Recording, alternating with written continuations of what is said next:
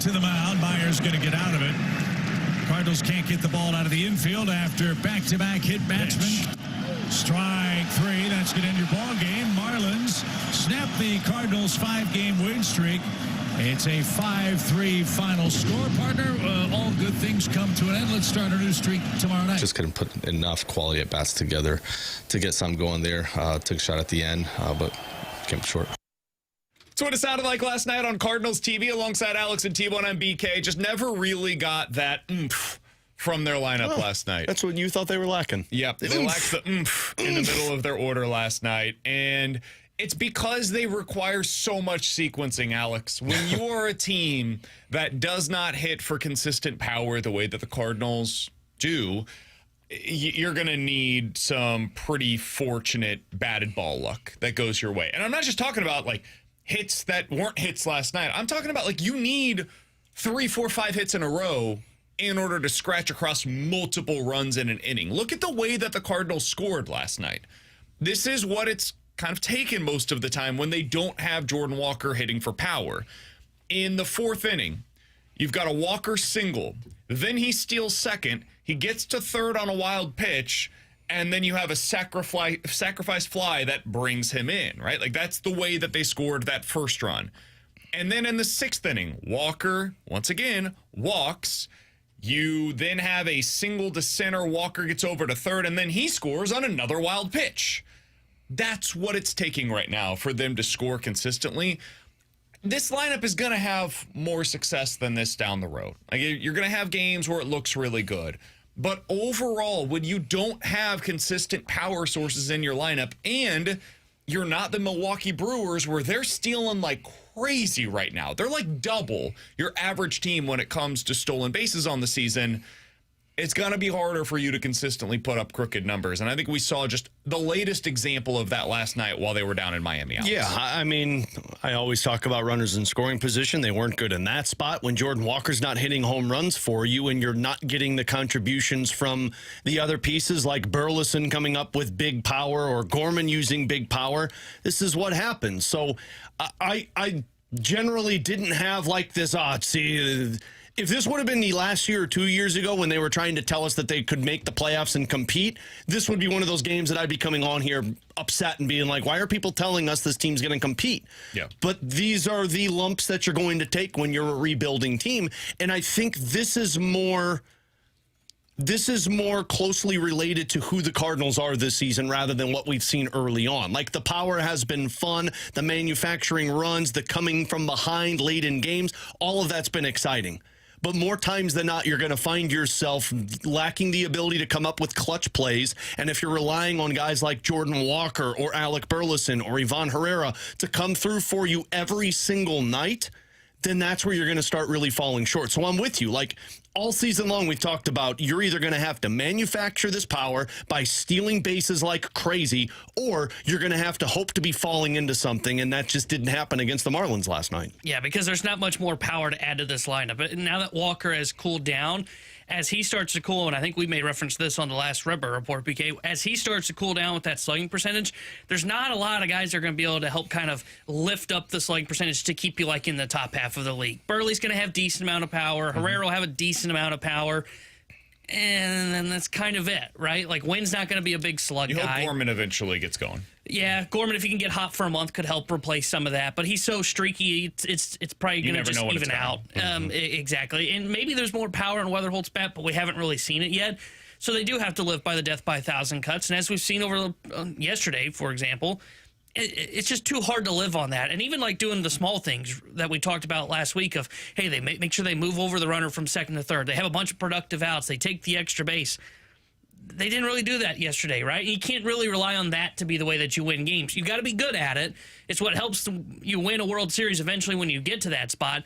But right now, when you just don't have that power in your lineup, even doing the small things isn't good enough to help you win games. And I would say they're pretty good at that stuff still. Like, it didn't work last night. They did hit, though, the sac fly. When they had a wild pitch, they were taking the extra base. You know, like, they're doing all of those things still, but that's not enough. You can't just rely on that. And this is what we talked about last week when we did that segment. It's a really good thing to have. It's a good foundational element to a team. It cannot be the only element to a team, though. You need more than that. You need the ability to hit for power 1 through like 6 in your lineup. You need the bottom guys in your order to be able to come through with some big moments, and right now you're not getting a whole lot from those players in your lineup. One thing that has been a positive lately, though, is Masyn Winn. He has the triple in the 9th inning yesterday. Overall was excellent in that series, and Houston quietly right now is riding a, I believe, 7-game hitting streak. And he's been on base at least once in 12 of the 13 games in the month of April that he's participated in. In this month, he's batting .290, getting on base 40% of the time, and slugging .445. That will play for a young shortstop that plays Gold Glove caliber defense. He got off to a rotten start, tried to hit his way out of it, messed up his hip, had to take a little bit of time off, but since then, he's been really damn good for the Cardinals, both offensively and defensively, adding a little bit more on the base paths this year, too. He has 3 stolen bases this month, which is nice to see. I like him adding that element to his game. Alex, Masyn Winn is starting to heat back up, and I think T-Bone maybe is going to live to regret the idea that he's just what he is, and he's never going to be able to improve on what he was offensively last year. You open your big mouth, T-Bone, and it always comes back and bites you. I'm paid to give an opinion. And some of them are good, many of them are bad. You're paid for this? Yeah, aren't you? No. Oh, well, that sucks.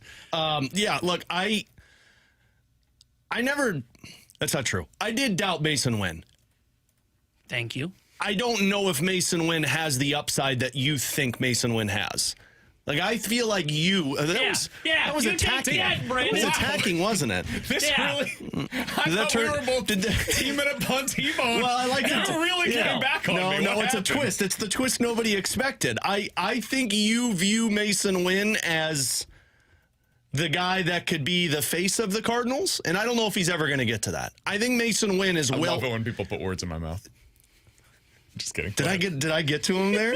That's what we wanted, T-Bone. Maybe I found You're it. under his skin a little bit. I mean, you did say he's a superstar, so I mean, come on, man. You did compare him to Jimmy Rollins. If I remember correctly. I mean, come on. You were upset when he wasn't a superstar in Major League Baseball. Don't point at your screen like his numbers are Jimmy Rollins. I think what I'm trying to say is I think Masyn Winn is well suited as a 6 or a 7 hole hitter on the team with Gold Glove talent at the shortstop position, and that's all he is. And I think you're starting to see some of these guys fall into place. Weatherholt, we've already discussed. Jordan Walker, you hope can hold on to that 4 or 5 hole. But you're seeing the other holes in this lineup. Probably a 3-hole hitter, probably a cleanup hitter, and probably the 2-hole, depending on what Ivan Herrera is. So this is great with Masyn Winn. He's another one of those guys that you wanted to continue to progress this season to find out how he fits into this Cardinals future. I just don't know if he's ever going to be anything more than a guy that hits towards the bottom of your lineup but gives you excellent defense. I'll give you 2 players. You tell me which one's Jimmy Rollins, which one is Masyn Winn. This is age 22 to 24. It's a 1-to-1 comparison, okay? Oh, God, I got to him, T-Bone. OPS by year, 730, 673, and 725. 730, 673, 725. Player 2, 740, 685, 710. Which one of those was Masyn Winn? The first one. Which one of them was better? I already lost track of what Jimmy Rollins was. The first one. The first one was a little better. The second one was a little bit worse, especially when you compare to league average.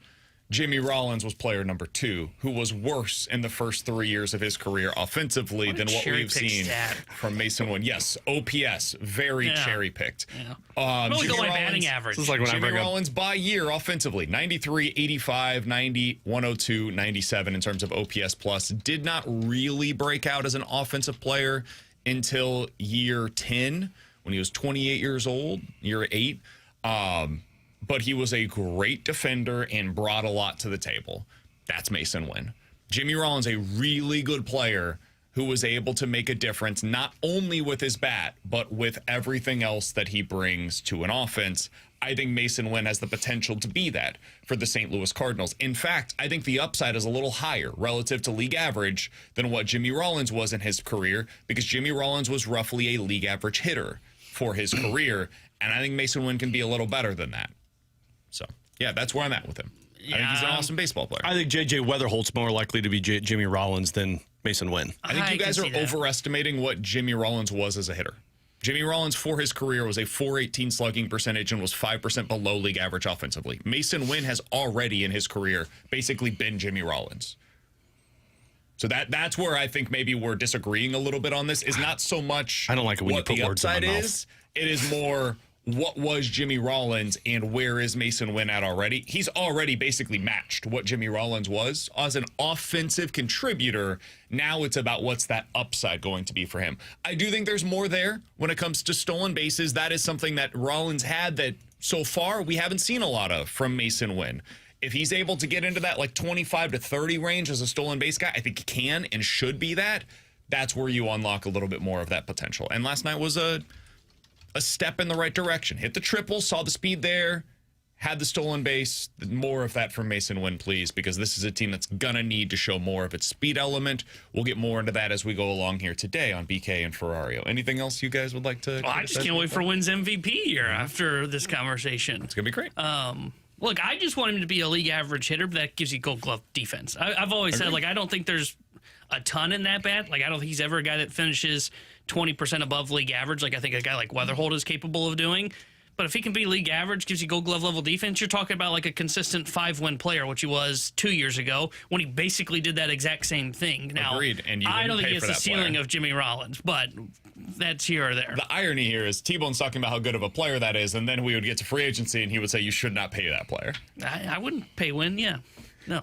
Alongside Alex and T-Bone, I'm BK. You got BK and Ferrario here on 101 ESPN. Coming up in about 15 minutes, we'll talk to Jeremy Rutherford. He's the Blues insider for The Athletic. Want to get his thoughts on his Blues grades. He put them out over the last couple of days. We'll get into some of that with him coming up here in about 15 minutes. 314-399-9646. That is the Air Comfort Service text line. The YouTube chat is available for you at youtube.com/101ESPNSTL. Coming up next, Alex has a takeaway from watching the playoffs so far. He's been thinking a little bit about the Blues and how they would stack up. We'll get into that next here on 101 ESPN.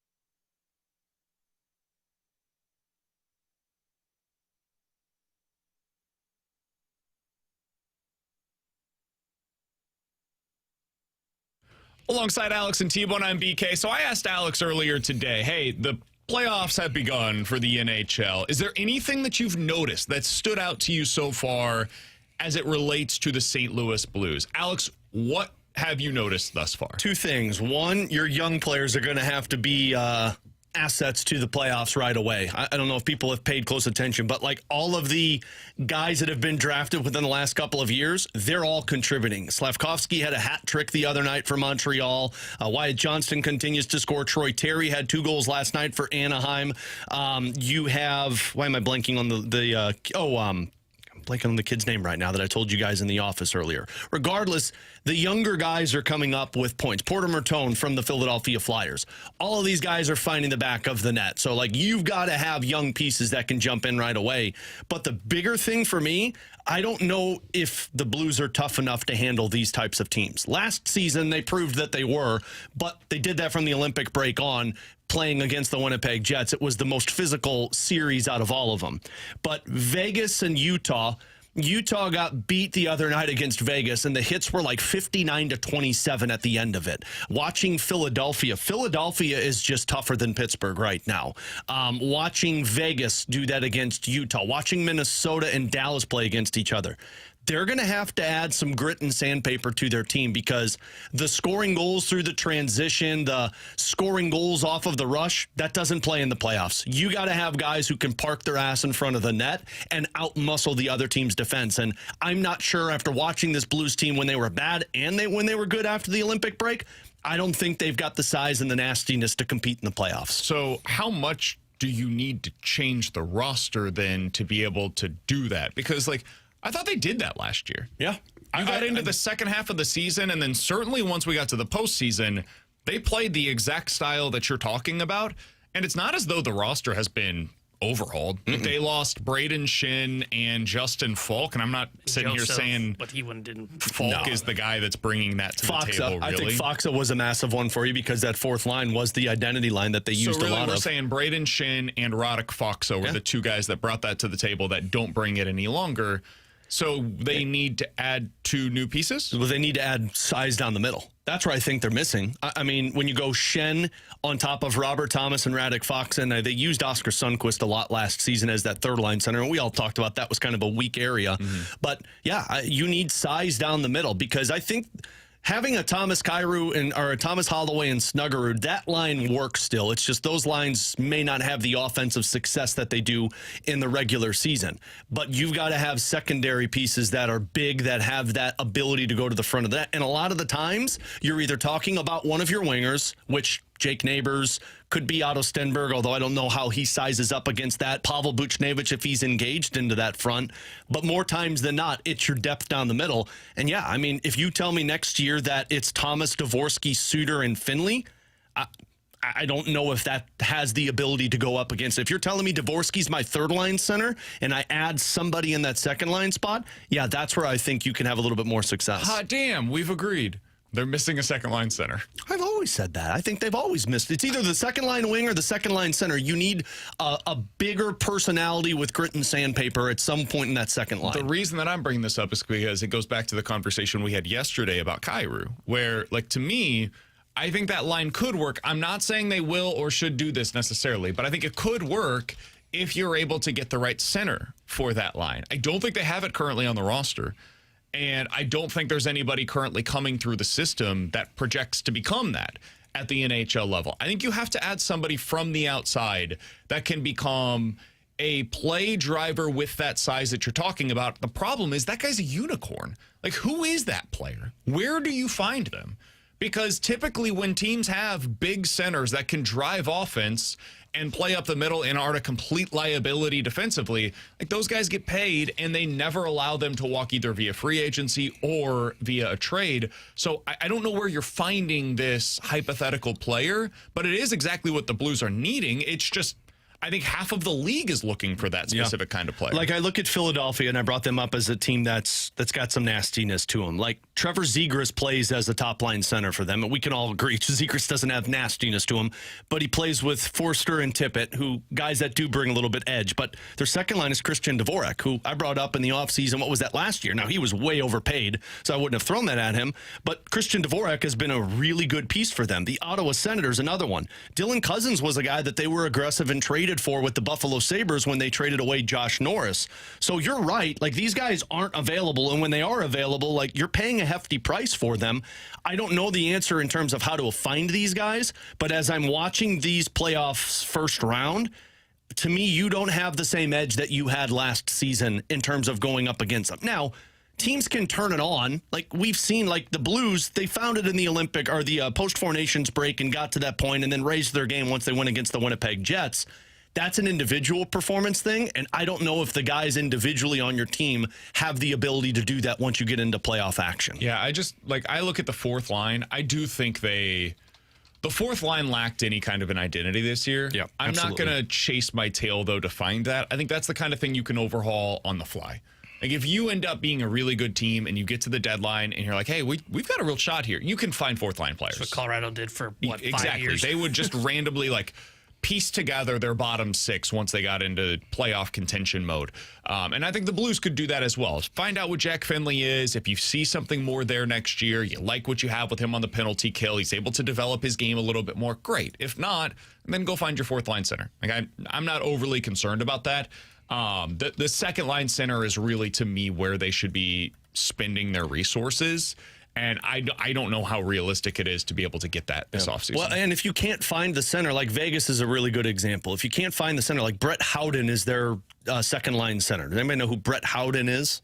Yeah, I'm convinced you made him up. Yeah, no, I didn't. Like, he's been on Vegas for the last, 5 years, but he's not anything that gets you excited. But you know who plays with him? Mitch Marner, Ivan Barbashev. So, if you can't find the center, you've got to find the guy that raises the level of the second line. So that's really what they're looking for. Like, Brady Tkachuk for Ottawa is playing on their second line because they've moved Drake Batherson up to the top line so that they have some depth, like what Florida did in the last couple of years with Matthew Tkachuk. You've got to find somebody. We spent all season talking about how you just don't have a player that when he steps over the boards, he can change the game. Now I think they found that with the Thomas line. That's great in the regular season. But in the playoffs and in October and November, when teams all come in with the same mind, you've got to have a second line player that can step over the boards and change the outcome of a game. It can be a winger, but he's got to be even better than what you'd find at the second line center position because the center does so much. So that's what you're targeting, in my opinion, this offseason, whether it's trades, whether it's through your development, which I don't know how long that's going to take. You've got to address that if you're the Blues. Yeah, to me, you look at it, and I think they're missing a second line. Like, if you go into next year and Jake Neighbors, Dalibor Dvorsky and Pavel Buchnevich, that's your third line, or Otto Stenberg, if you want to throw him into the mix there, I think that's fine. It's not ideal, but it's fine. You can win with that. You're a top line of Holloway, Thomas, and Snuggerud. I feel really good about going into next year. I don't feel good about anything they have currently on the second line. I don't think they have a single player that is, overly qualified for that spot, with maybe the exception of Jordan Kyrou, and I don't get the sense that he's going to be here next year. So right now, I think that's what you're missing, and this gets us back to the big picture conversation, which is I think you're looking at 2 years, really, before you're in legit contention mode, because I don't think it's realistic to acquire multiple second-line players that are ready to go and hit their stride by this time next year. I don't think that's something we can reasonably ask of Alexander Steen in this front office. Yes, I'm with you. I think you can still be competitive for a playoff spot. I think you're going to be somewhat in the similar place that you're at this past year in terms of if you're consistent from start to finish, you're probably fighting for that last wild card spot, and you may fall short by a point or two. 2 years, I think you could probably get there. I think you can make do with one of Pavel Buchnevich or Jake Neighbors on that second line. But you still have two holes that need to be filled. And if you can go out there and find that player, whether it's a Tkachuk or a Robertson or a Matty Beniers that I have brought up, or people bring up Nico Hischier, if you could find that guy that raises the stakes a little bit, then you can make do with a Neighbors and a Buchnevich. But you've got to find a piece to at least kick things off in that space and then hope that everything else develops around it. All right, I'm going to call a bit of an audible because I was reading yesterday from The Athletic a piece on how the Boston Bruins got to where they are today, which is... They robbed the Toronto Maple Leafs blind. That's not Yeah, that's a legitimate part of it. Yeah. Is that they were able to get a guy who fits into their top 6 very well because of what Toronto was willing to give up at the deadline the year prior. But you look back 2 years ago, Boston had 76 points in their season. They were the worst team in their division. They were awful. Like everything went to hell. They fired Jim Montgomery, hire a new coach, and then like they needed to go in a new direction. And then this year, they ended up with 100 points again, Alex. And they're one of the top teams in the Eastern Conference. And now you go into the playoffs. They've got a real chance to go on a run here. Is there any lesson that the Blues can take from the way that Boston was able to put this thing together? Or are they just an outlier and you can't try to recreate what they've been able to do? I don't know if it's an outlier because I think there are other teams that have accomplished this to where like a bad season can turn into a better season. I mean, Pittsburgh's another example. Pittsburgh was in a fire sale and they found a way to be competitive coming into the postseason. Philadelphia is another one. Like people didn't buy into Philadelphia and then they made the switch this year. Like I look at Boston and I don't know the inner workings of their team or the scheme that they've worked on. But, like, the only real moves they made was they got Frazier Mitten. They moved on from pieces that had been there for a little bit in terms of Brandon Carlo, and they brought in a younger piece that brought in a little bit of excitement to them. But really what this was for Boston was Morgan Geekie continued to improve and excel. You hope that a Holloway can do that or a Snuggerud can do that. They have a superstar in David Pasternak, and then they just had contributions from depth. So, I mean, I know this isn't the greatest answer, but I think what they did and the lesson you can learn is there's going to have to be some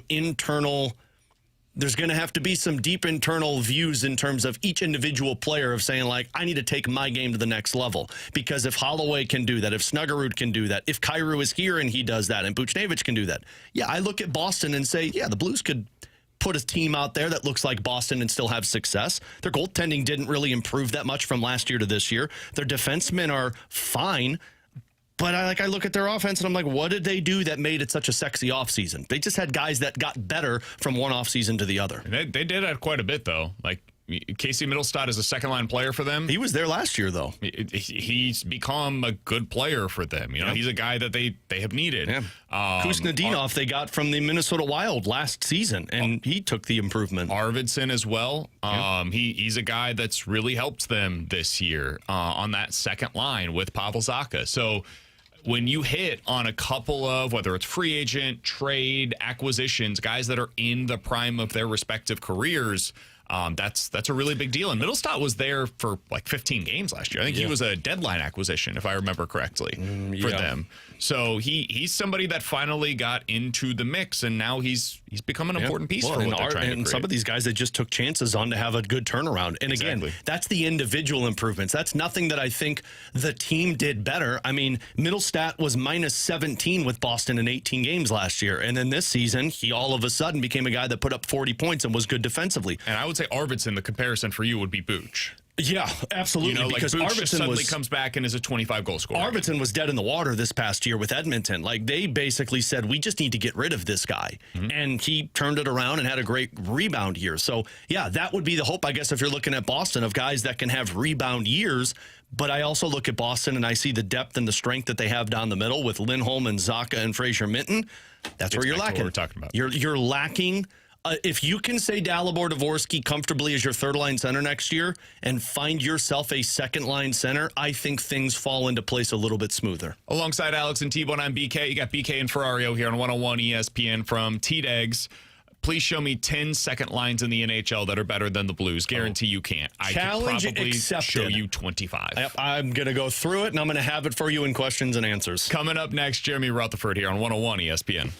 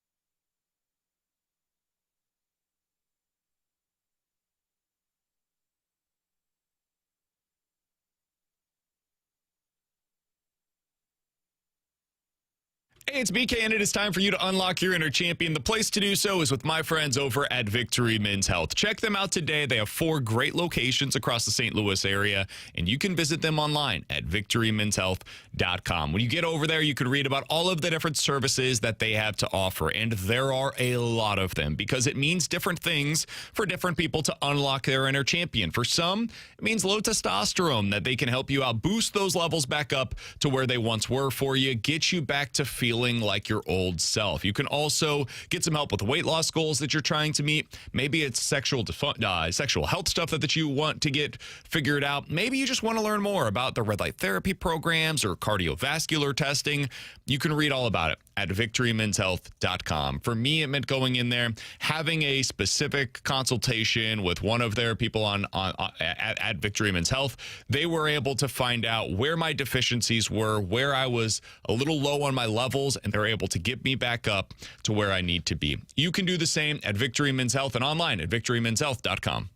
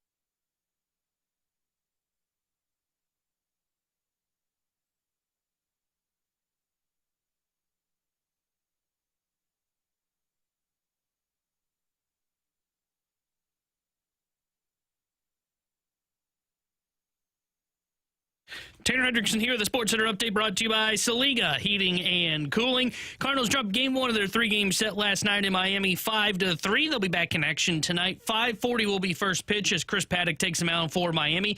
Dustin May gets the start for St. Louis. And our Blues insider Jeremy Rutherford will join us next here on BK and Ferrario. The Sports Center update was brought to you by Saliga Heating and Cooling, a Daikin heating and air conditioning dealer.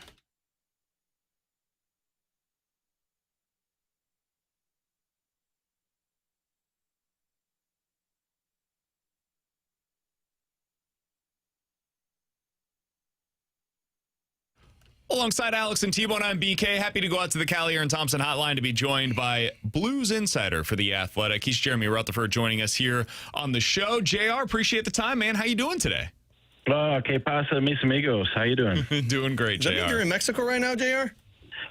No, 6 years in the book in high school, and I figure I better use it at some point. I mean, it has to come out of some point. I did 4 in high school, and I don't think I can speak more than probably a sentence. I did 3 in high school, and then I did a year of Italian in college. I got nothing in I me. did world religions in college because I was like, I want to avoid language as much as possible, and world religions didn't help either. All right, JR. Yeah, good talk. Some would say that the Blues season was... Go ahead. Yeah, I was just going to say, if I'd have known that I was going to cover hockey, I would have taken Swedish or Russian. Canadian. Yeah. Sorry, JR. You know, your joke would have landed if BK wouldn't have just kept interrupting you to Always get to his has point. to get to his point. Because we've done horrible timing on the show, we got to rush through this. No, I thought that I was going to be able to transition. I was going to say some would call this Blues season a religious experience. So it wasn't me making a point. I was just transitioning. That was really good, actually. Glad I interrupted that. That was really good, actually. All right, JR, you've got your grades over on The Athletic today for both the forwards and the defensemen. I want to ask you about a few of these to kind of hone in on these to get your thoughts, but we'll do that after we first get your thoughts, big picture-wise, on what we heard over the weekend with some of the exit interviews. Do you feel like we learned anything from Jim Montgomery or Doug Armstrong or any of the players that were available? Did you learn anything from hearing them talk over the weekend, JR? Yeah, I think so. I think a couple things. You listen to Jim Montgomery talk, and he mentioned, I know you guys have dissected it a bit, when he got after the team after that early season loss, and it spun into a 7-game losing streak, and why you'd love to hear the details of, how he jumped them and why they reacted the way they did. It's kind of disturbing to hear that a coach can't jump his team and they respond better. I think that's something that you learn and kind of paints a picture of kind of what's going on a little bit. And I think Doug Armstrong emphasizes that when he says the teams that I've been around that have been successful, they want to be punched in the mouth. Like, they want that. They thrive on that. And that's not where the Blues are right now. So, I was listening to the last segment, and I'll just add on to what you guys are saying. The Blues have a ton of talent, and they could be competitive based on their talent in the next couple of years. But if they don't find that sort of resolve and pushback, that's what you're seeing in the playoffs here. And I realize, playoffs are amped up, and you could put the Blues out there right now, and they'd look a little better than they did in the regular season. But they've got to find that, whether it's different players, coaching, bringing it to them, something. They've got to find that. How do you judge then Jim Montgomery, JR, in terms of, because we've made the argument for so long of, the coach is supposed to get these guys engaged, right? How do you make the argument in terms of fixing this if you're Jim Montgomery, if it's the same guys? It's a valid point, and I think you just answered it with that last part there. Is it the right guys? And I think that, you have to hold the coach accountable, and we'll talk about the report card in a minute. Like, it's his job to get the job done and push the right buttons. But I think that Jim Montgomery came into a team that was going through the retool and had a lot of older, aging veterans. And also the Blues are trying to bring in some young guys that they've drafted the past couple of years. And I just don't know at the moment, is it the right mix? Is it the right blend? We talked about the makeup of the team a second ago. Is that there? How can a coach bring it out of players who might not possess that inside? And we've seen some good runs after 4 Nations and after the Olympics, but we heard what Doug Armstrong and Jim Montgomery thought about that. When there's no pressure on, then you can put up those big numbers, and they're not impressed with that. So let's see it from the start of the season. So I think the answer to that question, Alex, is I'm willing to hold Jim Montgomery accountable, but I would like to see it with some other players who maybe are brought in that he's on board with and that he knows he can get the most out of. All right, let's get into these grades, JR, because you have a piece up right now, one on the defensemen, another on the forwards. I want to start with the defensemen because you gave Colton Parayko a D. I don't know if you're familiar with Alex Ferrario's work, but dare you? He is the biggest Colton Parayko honk in all of America. So out of curiosity, how do you defend this, JR? A D after this season? How do you defend this? Who do you think you are? Yeah. Well, I think that and I just responded to a comment at the end of the article. Somebody made a similar comment, and my response was this. Is that, hey, listen, I've watched Colton Parayko for a long time. Alex, was it you that put the comment at the bottom? Yeah, it was. Yeah, I have a lot of burners for different athletic articles. Dom knows me as Rick White. There you go. I just think that you look at this season and you look at the first couple months, and, I mean, guys, they had to change the defensive scheme. And Colton Parayko, watched him for a long time. I've thought highly of him for a long time. He, among others, in that top four, Cam Fowler, they didn't start the season the way that they needed to. I felt like Colton Parayko specifically was a bit unsure. Was he jumping up into the play like we saw last year? No. As a result, I think his offense suffered. Now, listen, the reason that no one got an F in these 2 days worth of report cards is because I don't think it was any one person's fault. You can talk about, Jordan Binnington, the season he had, Colton Parayko, Pavel Buchnevich. I don't think that it was any one of these players' faults, but the top players, if you sit down and you say, listen, for the Blues to have a good season, Kyrou, Buchnevich, Parayko, at the time Fowler in the top pair, I get it, he got pushed down, Jordan Binnington, they have to be good, and none of them were. And as a result, sure, you don't give them an F, but I think all those players, based on the seasons they had, were deserving of a D. I thought you nailed it with the A's, because to me, the guys that deserved A's were Philip Broberg and Joel Hofer. I thought those were the two guys that, without question, they had the same effort every single night. Did you have anybody else, JR, that you considered getting an A to? Yeah, and I thought about, and I hope that people understand, for people who did read the article, I really do grade these players based on their role and expectations, which ties into ice time, contract, whatever you want to say. Like, if you're expected to play 20 minutes and keep the puck out of the net, whether defenseman, goalie, hey, you're going to get graded a little more strictly. In terms of the A's, yes, Joel Hofer had the hiccup in October, early November, but the way he responded was just flat out amazing. I think he's a .921 since November, one of the tops in the league in terms of the goalies, 6 shutouts right there near the top 2. So I felt like he deserved an A, even though he had that month-long hiccup.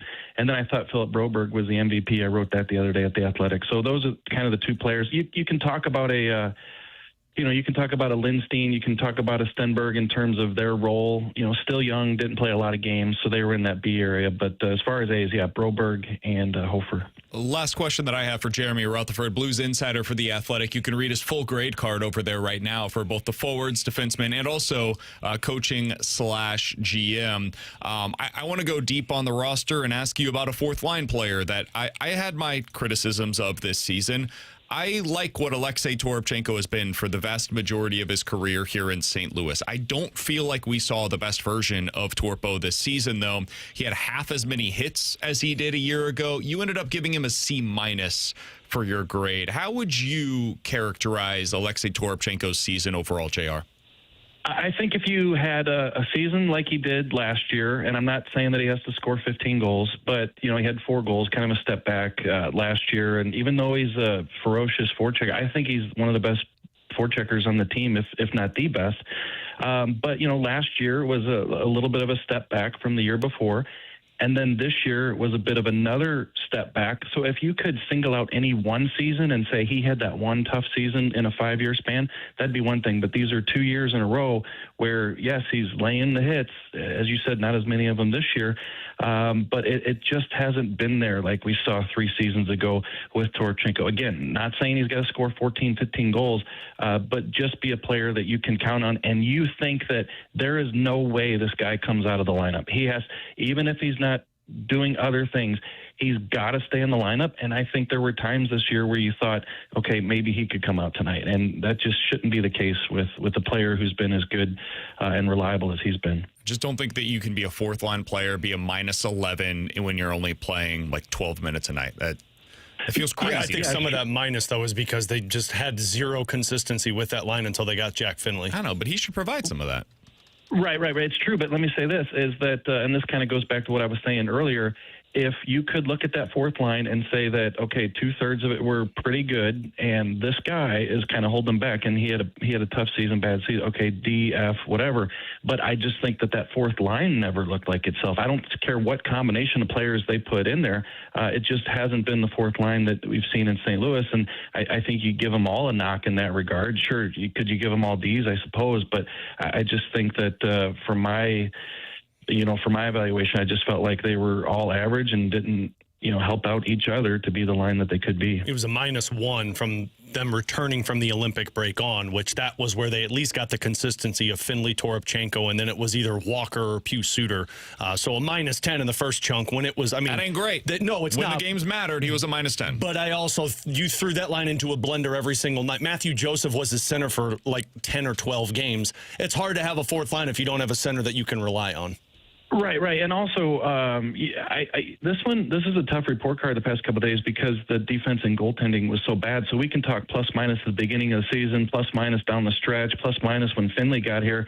I'm not going to put a ton of stock into plus minus when the puck's going in the back of the net in the first 2 months of the season, and it shouldn't be. Like that's tough. So I looked at isolate the fourth line. Were they good? No, they weren't good. Could you give them all 3 Ds? I suppose, but I just felt like no one guy was an anchor to them, but none of the 3 of them, 4 of them, 5 of them, it got to it toward the end of the season, played all that well. Cool. I'll bleep off, JR. I'll bleep off. No, he's agreeing with you.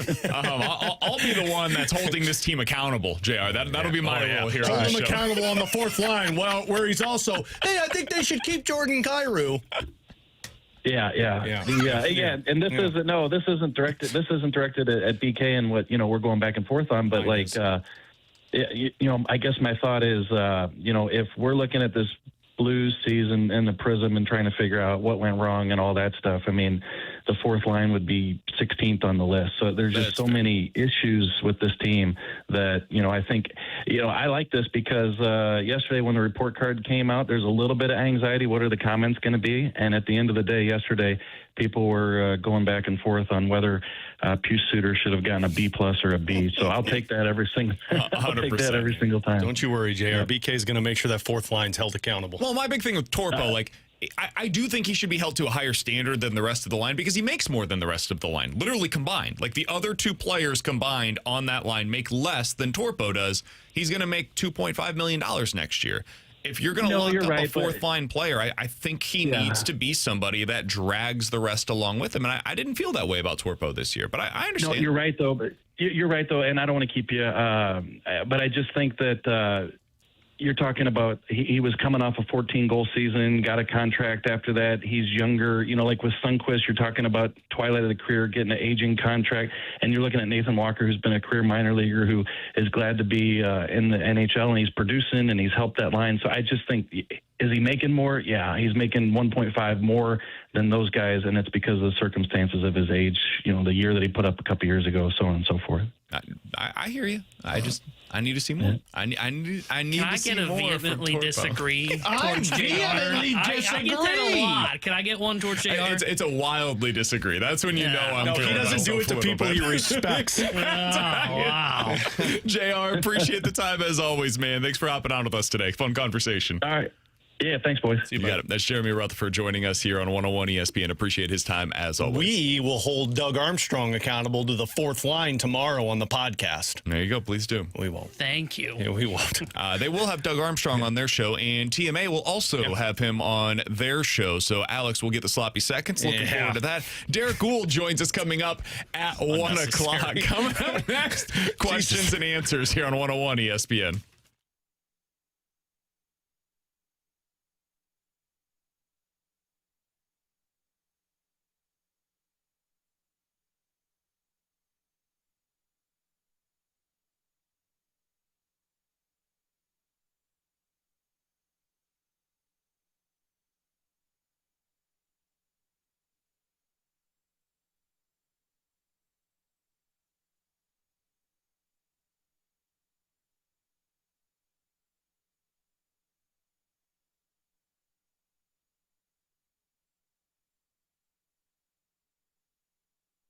Alex Ferrario back with you to talk about my friends out at Classic Air Care. This time of the year, springtime rolling into summer real soon, means you need to get them out to check out your unit, your HVAC system. It's time to call them in April. They've got a $79 tune-up opportunity for you to jump on.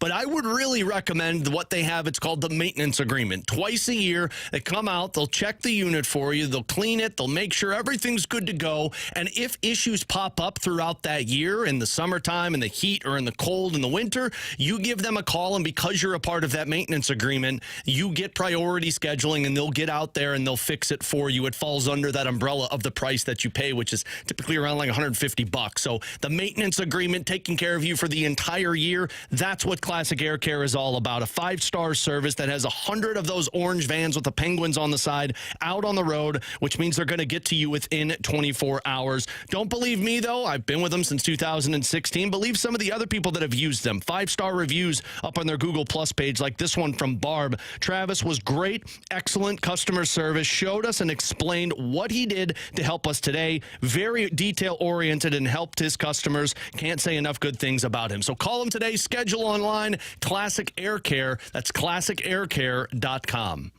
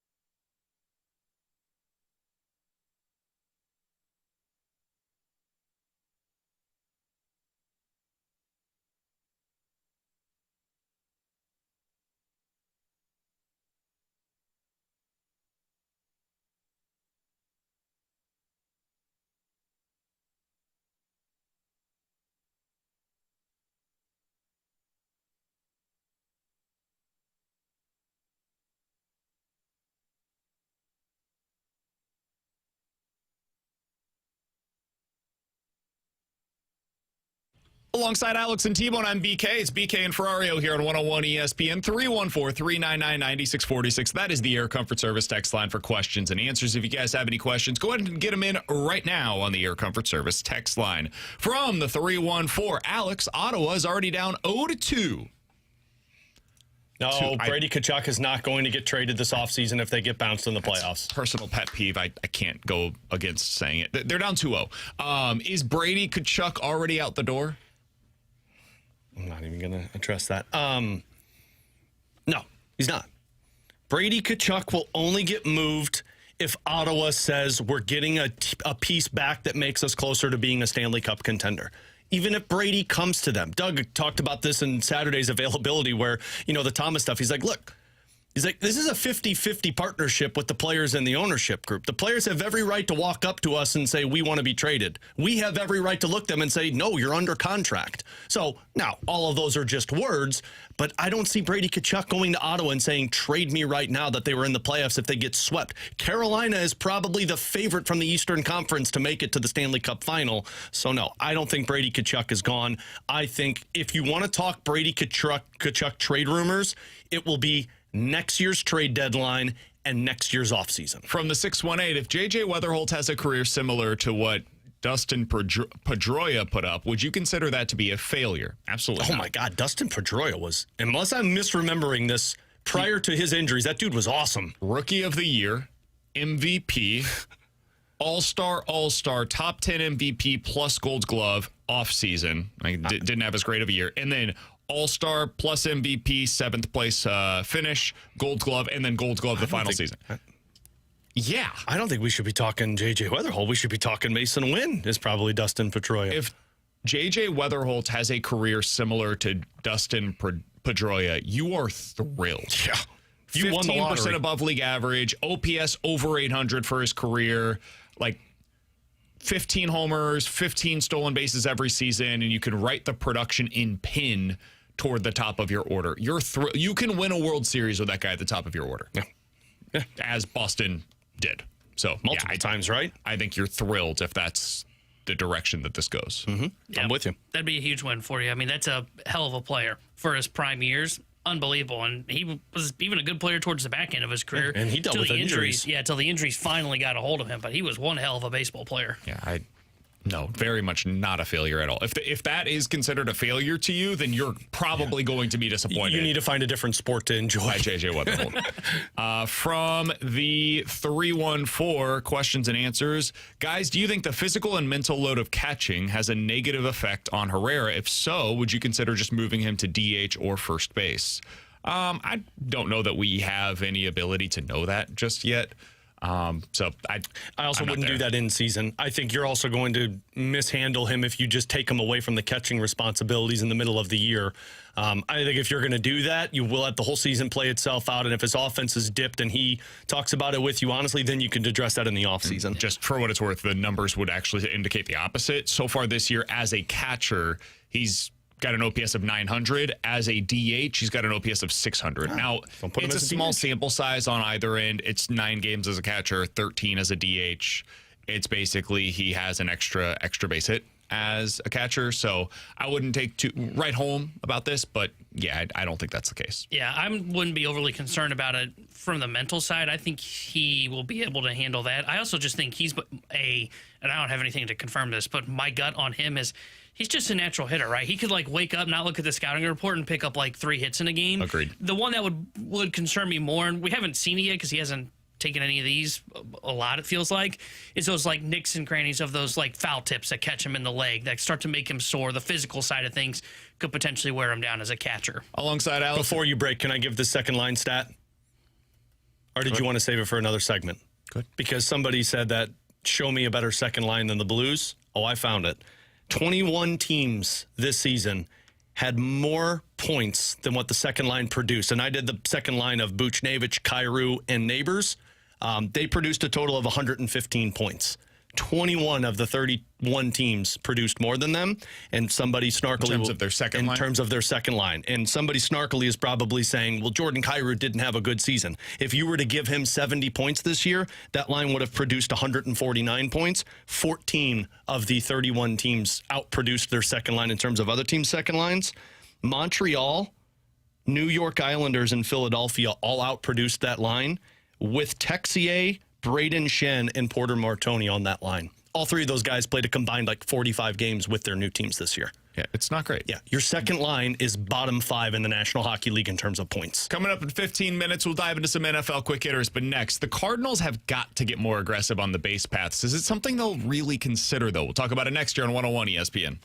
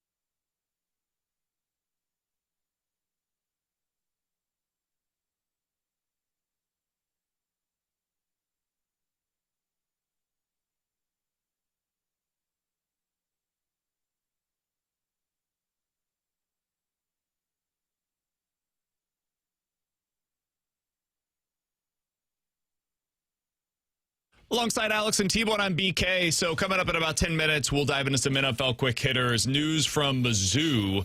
If you're a Mizzou parent or a Mizzou student listening to the show, they have a new ticket model for the upcoming season. They are going to change the way that things went. It was a bit of a disaster last year for the students.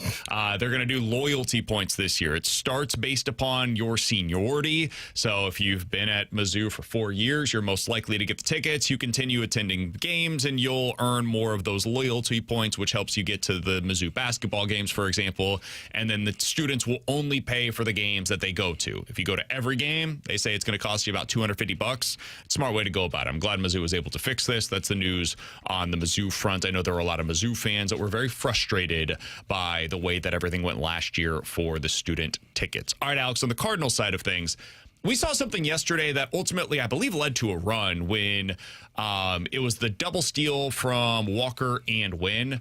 I want to see more of that. I think we need to see more of that, in fact. So far on the season, the Cardinals are roughly middle of the pack in stolen bases. They have 18 on the season. To put that in perspective, number one in Major League Baseball is the Milwaukee Brewers. How many stolen bases do you think the Milwaukee Brewers have this season? Again, Cardinals are at 18, middle of the pack. I would say 26. T-Bone? 33. 33 is exactly how many stolen bases the Brewers have. Fun game if you know it already. This season. I like being right. Roughly double where the Cardinals are at.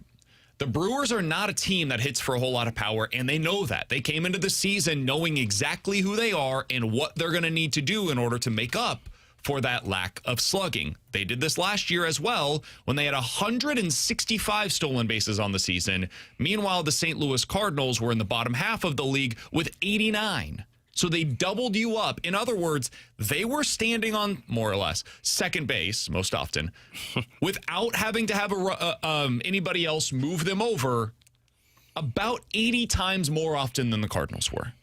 That adds up over the course of the season, man. Basically, on average, they have an extra double every game based upon the fact that they're stealing a base. If the Cardinals aren't going to hit for a whole lot of power, and so far this year, they've been awful when it comes to doubles, which is weird because I view this lineup as one that should be actually pretty good at that. Home run power, I get it if you're not great there.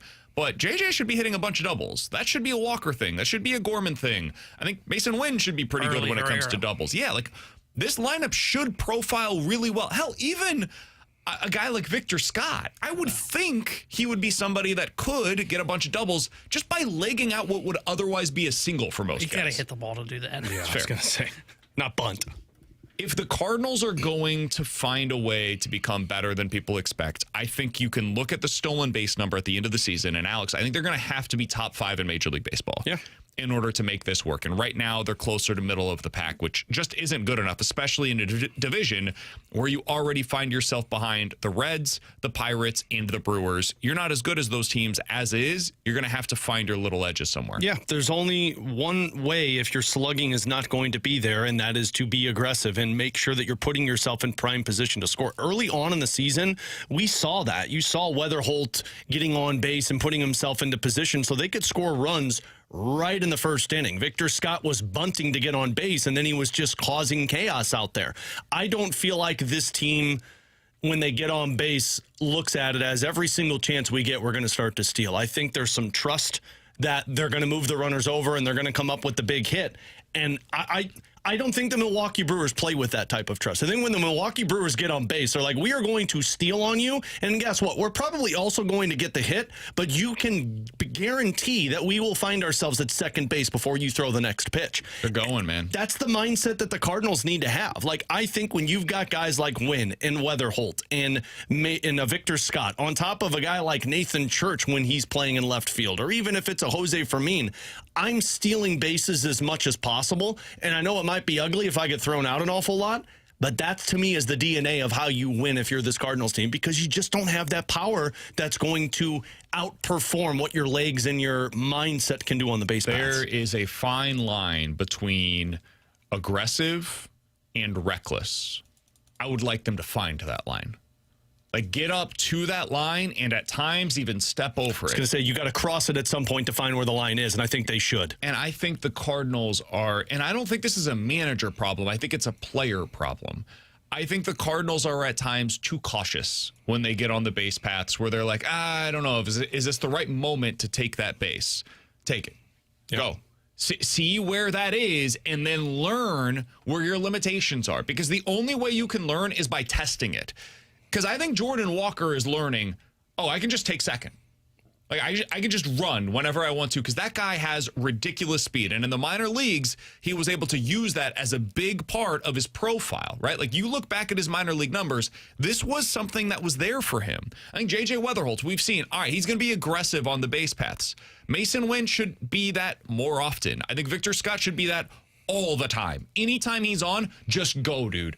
If you've got any kind of a beat on the pitcher, you got to get going, get moving, and do it early in a count. Don't wait until later on, so that way then the next guy up, most likely it's J.J. Weatherholt, has an opportunity to then hit you over as well, so you're able to take advantage of the fact that you're standing on second. So I just think this team has at times been a little too cautious on the base paths, and I would like to see them add more of that aggressiveness when they're on. We had the conversation, it was either last week or 2 weeks ago, where we were talking about like, you don't want to steal the base if there's 2 outs or something. Man, I don't care if I'm this team because it's so hard to yell at you. Yeah, that's true. Yeah, if we're losing, it's too valuable to run. We're already losing, man. We're already losing. I don't know. We can get aggressive when we're winning.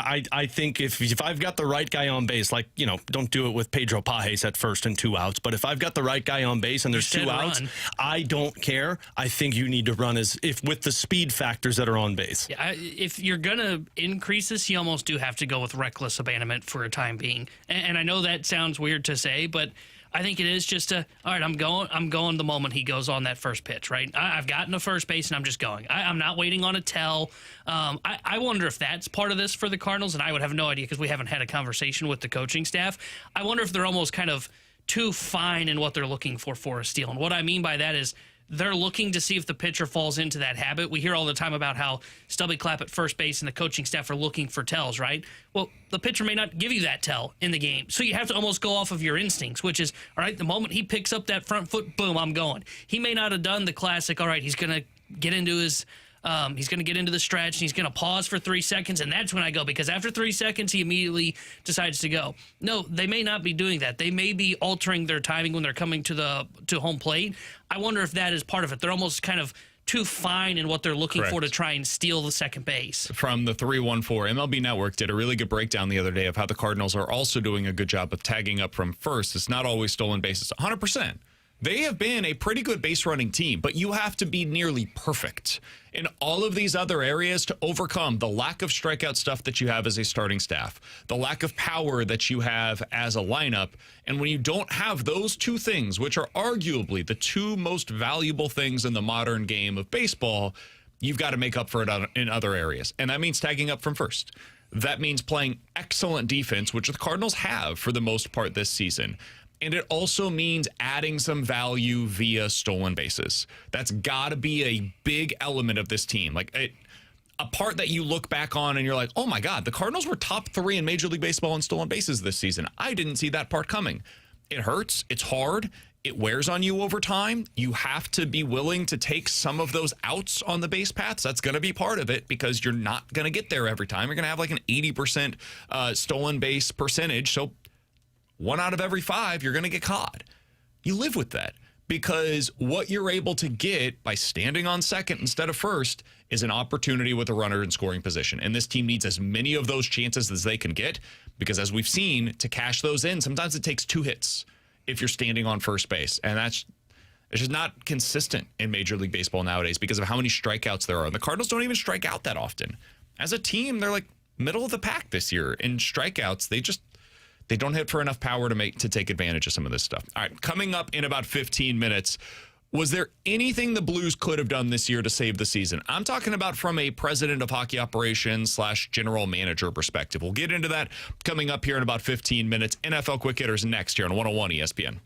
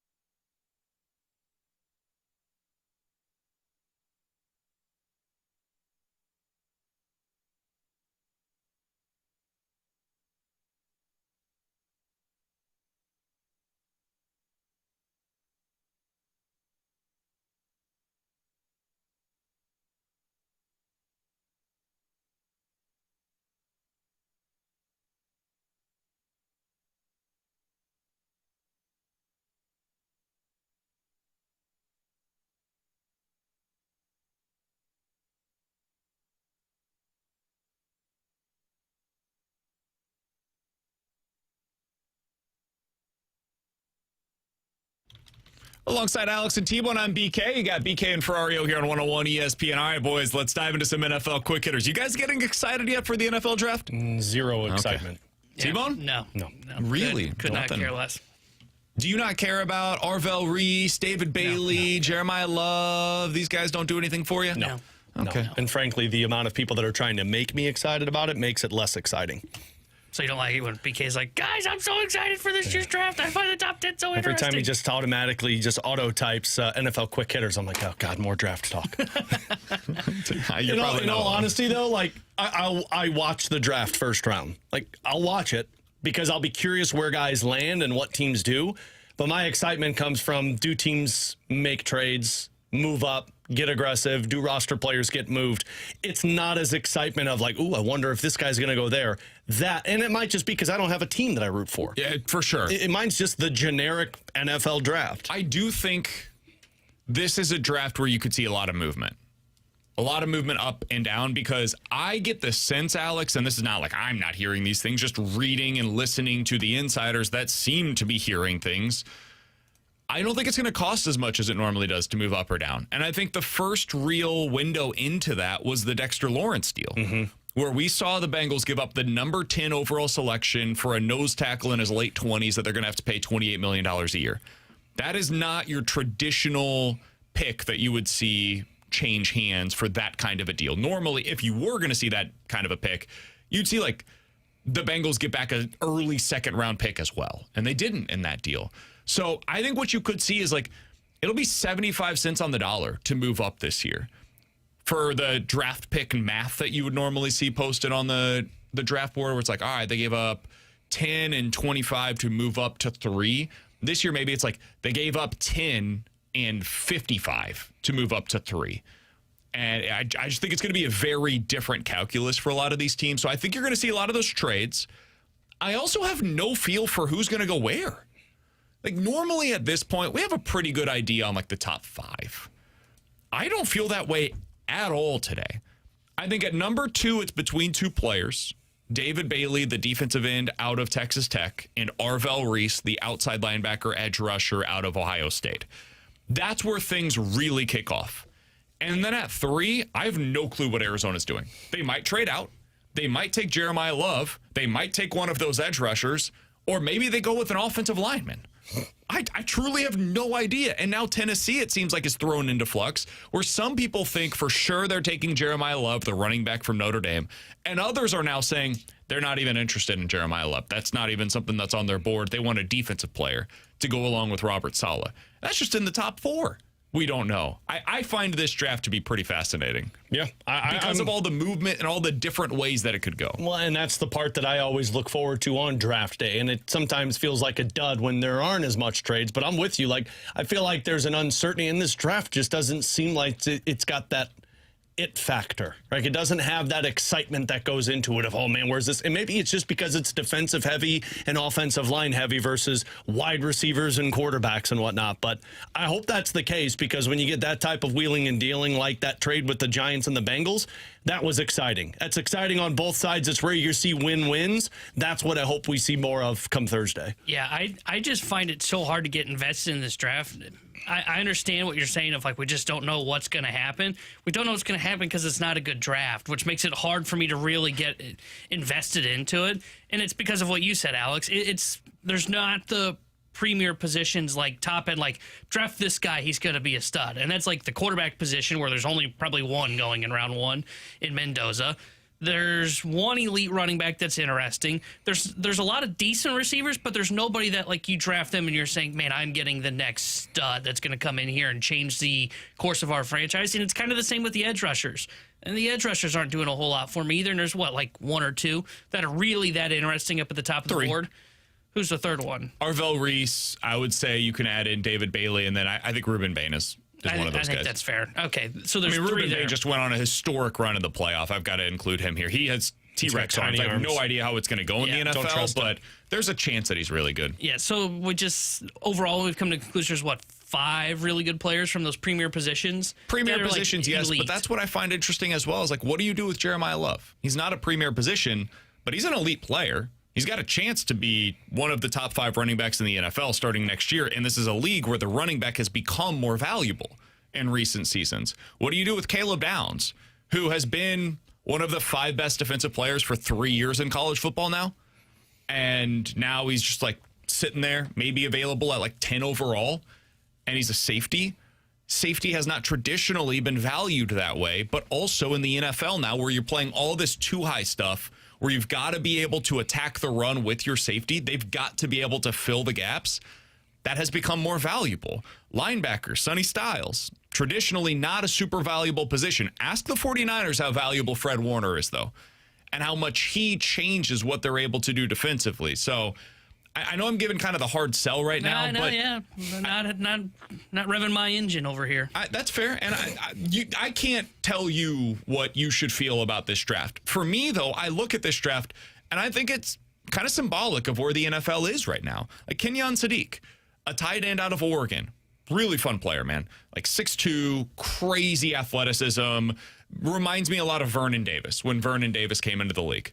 What does that look like in 2026? Because when Vernon Davis came into the league was very different in the way that it operated compared to what teams are doing with the multiple tight end sets now in today's game. So I find it to be a really interesting top 10. After that, I think it drops off quite a bit. But the top 10 is pretty good, I think. It's just not your traditional premier positions. Boy, what you just said there, which is interesting, is this is where the NFL is going, which I don't think is wrong. I think you're right. But then I'm saying to myself, I'm not excited for this draft. I don't really care about what like a linebacker is being drafted or a safety or let alone even an elite level running back. Is the league going in the right direction that I'm going to enjoy? Am I having a midlife crisis over here? I think so. You can't have a midlife crisis when you're 30, man. Like, unless you're going to die at 60. Is the league going in a great direction? Like I would rather still see what? the quarterbacks I don't really know how to answer this question. Throwing the football, we're hitting the wide receivers, not we're going back to the running game as the precedent. I don't know, man. I really enjoyed the 2000s football. Alex, I don't know if you felt the same way, but football in the 2000s was awesome. I enjoyed watching the 49ers this year. I've enjoyed watching Fred Warner go out there. I enjoy watching defensemen come up with big plays. And your Rams are kind moments. of this. The Rams they rely heavily on the running game, but also they're super efficient in the passing game. It's about explosives in the passing game and efficiency in the running game. So I don't know. Do you like watching the Rams? Oh, I don't think they're that. I think they're definitely more gunslinger mentality. Like when they need to, they just say, screw the run. We're going to have Stafford go out there and sling it. Like I think the Rams are not what modern football is. I think McVay kind of wanted to get there. They played 2 tight ends as much as anybody in the NFL last year. They went to 13 personnel for a while, and then when it mattered most, they just said, screw it, we're going to throw the football. Because they couldn't run the ball. Now, maybe that's just because they couldn't do it. But that's what I think it's Stafford, and what I say is, and so enjoy about the Rams is, dude, Stafford's like a gunslinger back there, man. He's hitting unbelievable windows, throwing to elite That's what receivers. I'm getting at is it's going to become that, where you rely on these superstar players to make superstar level plays. Because the defense is so elite. What used to happen is you'd have a run-of-the-mill slot receiver that's going to catch 100 passes a year. Like you're going to have Jarvis Landry, who just becomes this PPR merchant in your fantasy football leagues. And now I think it's harder to become that. Like you look at the guys that were top 10 in the NFL last year in receiving yards, it was the players that you'd expect it to be for the most part. It was studs. You don't have the same guys that are just catching 120 balls that you did 5, 10, 12 years ago. Yeah. Like that's what's changed for me is you need studs to be able to go out. Like Emmanuel Sanders was 5th in the NFL in receiving yards in 2014. And it's because he was on a team with a superstar level quarterback, but he was just right across the middle, right across the middle, right across the middle. Golden Tate, same thing. Was playing with Matt Stafford, and he's just going across the middle all day Tells you how long. bad Detroit was. Randall Cobb, remember him? Those were the guys that were having success 10 years ago, and now I think it's just changed in the way that you can have success at the NFL level, personally. See, it's interesting because that's the football I grew up on was those guys. Yep. And that's where it's different because you guys mentioned the early 2000s. I remember good running backs. I don't remember stud running backs changing the course of a franchise. In the 2000s? Early 2000s was your guys' era. For me, it was more the quarterbacks and the receivers these guys. That's what I was saying. I misread you. I thought you were talking about when we were growing up. I was like, No. He's talking when he was growing up versus when we were growing up. You're correct, but I would say there was a lack of running game to the point where it became very one-dimensional. Yeah. And I think now what you're seeing is it's both. They have to be paired together. If you don't have the running game and the passing game, you're going to fail. I don't know that you can win at the highest level anymore. And that means that there are more positions that become more valuable on the football field. Instead of you being able to completely overlook your linebackers, dude, you're going to need them to stop the run. Mm-hmm.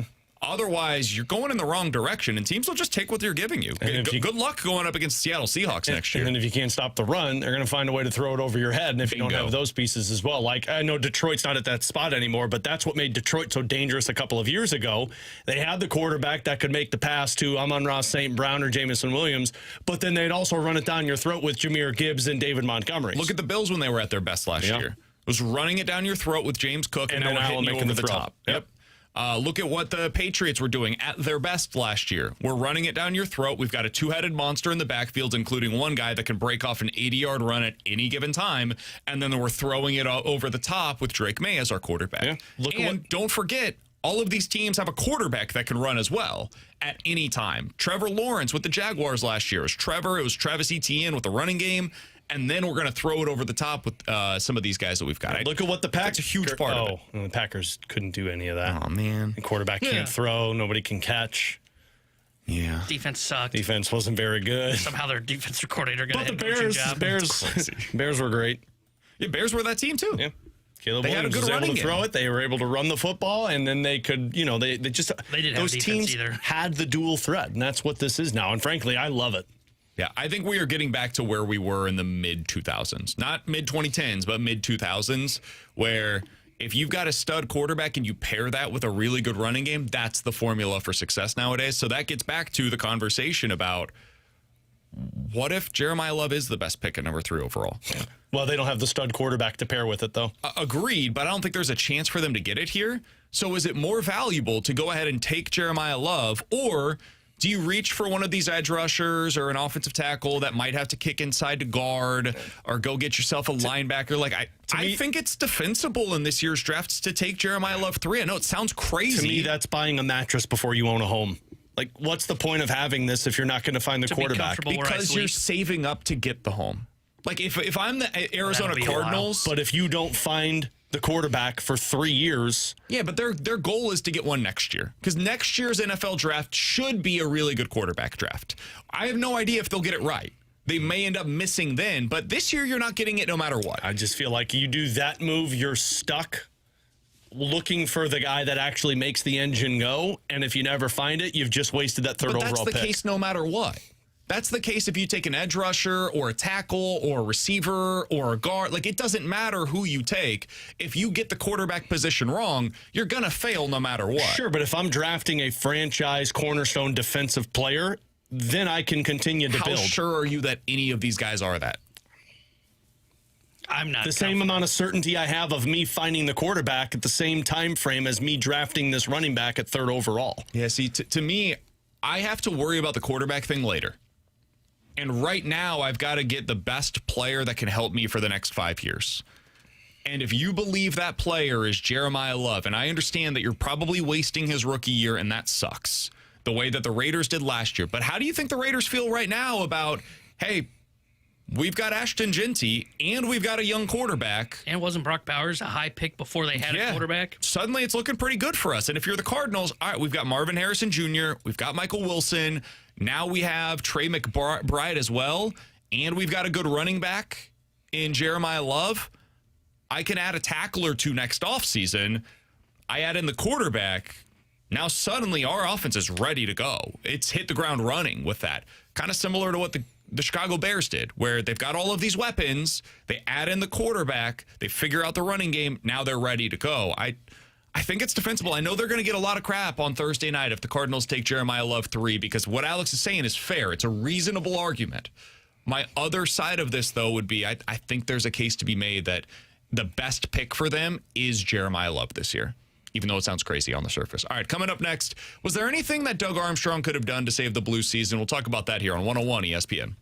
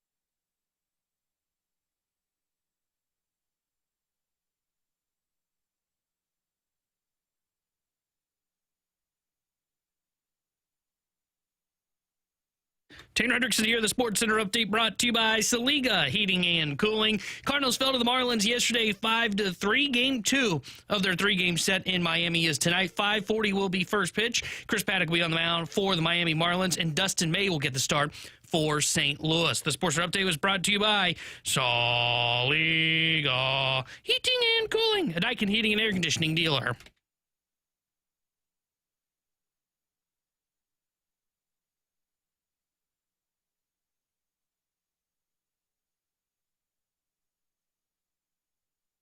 We talked earlier today about Jeremy Rutherford's grade card that he put out over on The Athletic. Alex, for Doug Armstrong, he gave him a C+. He said Army believed the roster he put together could be competitive, but that turned out not to be the case. He did, however, react accordingly and made the right moves at the deadline, accruing more assets and aging veterans. Also under his direction, the amateur scouting staff showed that it's doing its job well, with strong play from many of the rookie call-ups. He ultimately gave him a C+ for the season. My question to you, and I'm curious if our text line or the YouTube chat, 314-399-9646 is the Air Comfort Service text line, views it any differently. Do you think there was anything that Army could have done to prevent this season? No, I don't. I think the only move, if I were to be critical about Doug, was that you weren't able to accomplish moving Jordan Kyrou.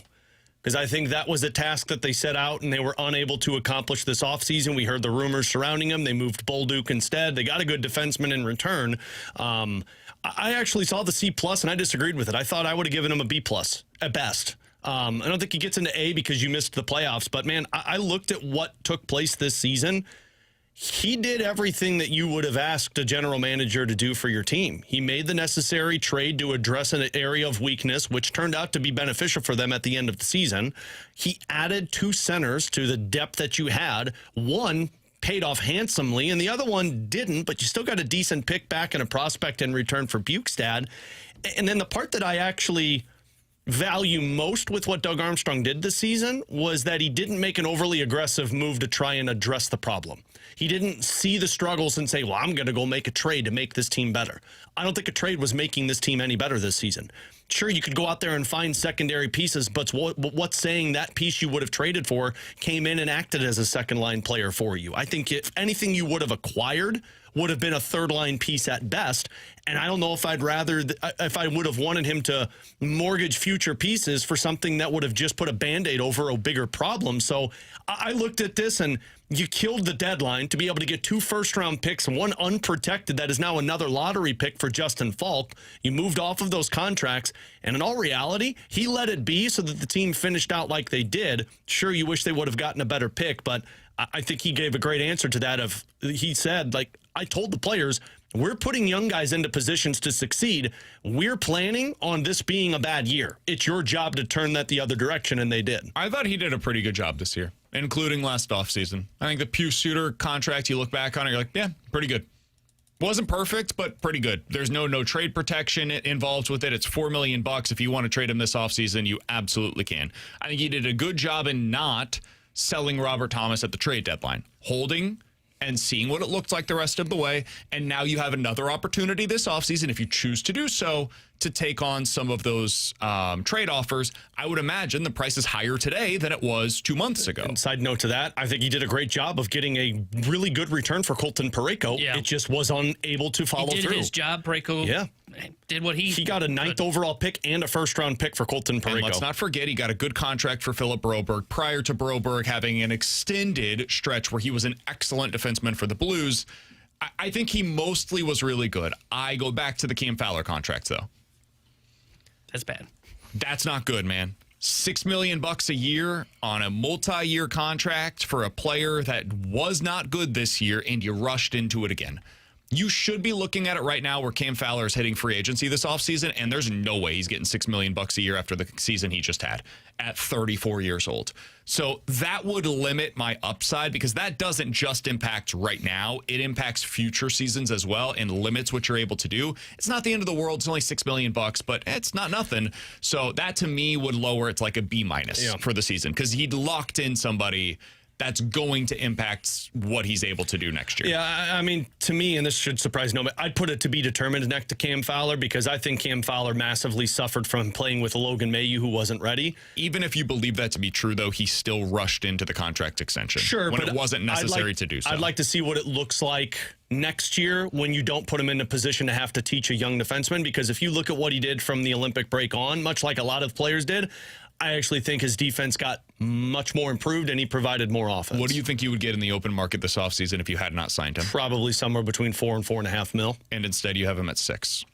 Yeah. So you paid him an extra $1.5 million when you knew that it's not as if it was a surprise that he was going to have to play with younger players this year. They knew that. They traded for that player, and they knew they were going to be giving him opportunities. So whether it was him or Kessel or Tucker, whoever it was going to be, they were always going to have Cam Fowler that was going to be next to some kind of a young player, most likely this season. And they gave him basically market value, if not more so, coming off of a borderline career year. And now you're stuck with that. So to me, I think it was a mistake. Yeah. We said that at the time. This is not armchair quarterbacking. We said it at the time. I think they overpaid and rushed into it again, which is something they've done with defensemen. I'm with you there. And I could totally understand if people are upset about that. To me, like I said, I'd put it to be determined next to it. But you're right. Like, it's another decision that was a little overly aggressive that you probably didn't need to really address until, I think in their mind, it was he's going to go on. And if he has another career year, now you're playing like $8 million for an older guy. But that's probably the most thing that I could be critical of. Honestly, the most critical of Doug Armstrong is the previous offseason, to where you were handing out, or a couple of years ago, where you handed out the extensions to Booch. That's the one that I would look at and be like, that was the mistake that you made. Yeah. This one I looked at as like, man, I don't think there was a bad portion of this season for Doug Armstrong. Alongside Alex and T-Bone, I'm BK. Coming up in about 15 minutes, we'll talk to Derrick Goold, Cardinals insider for the St. Louis Post-Dispatch. But next, we're going to dive into the junk drawer with, boy, what was this broadcast? We'll get into that next here on 101 ESPN.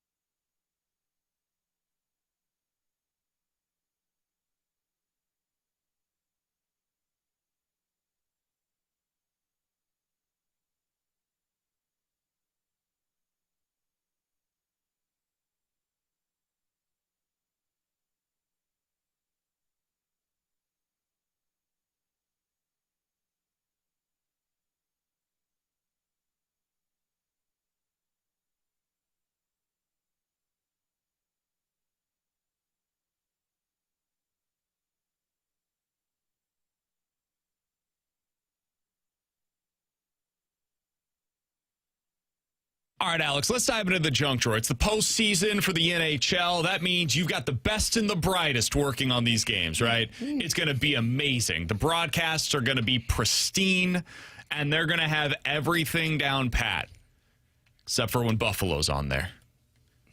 Here is the ESPN intermission show discussing one of the best players on the Buffalo Sabres. Probably should mention Buffalo's goalie's name. Did you want to take a crack at that, anybody? Pekka Luukkonen. Is that his first name? Luukkonen. Well, I'm missing one. Luukkonen.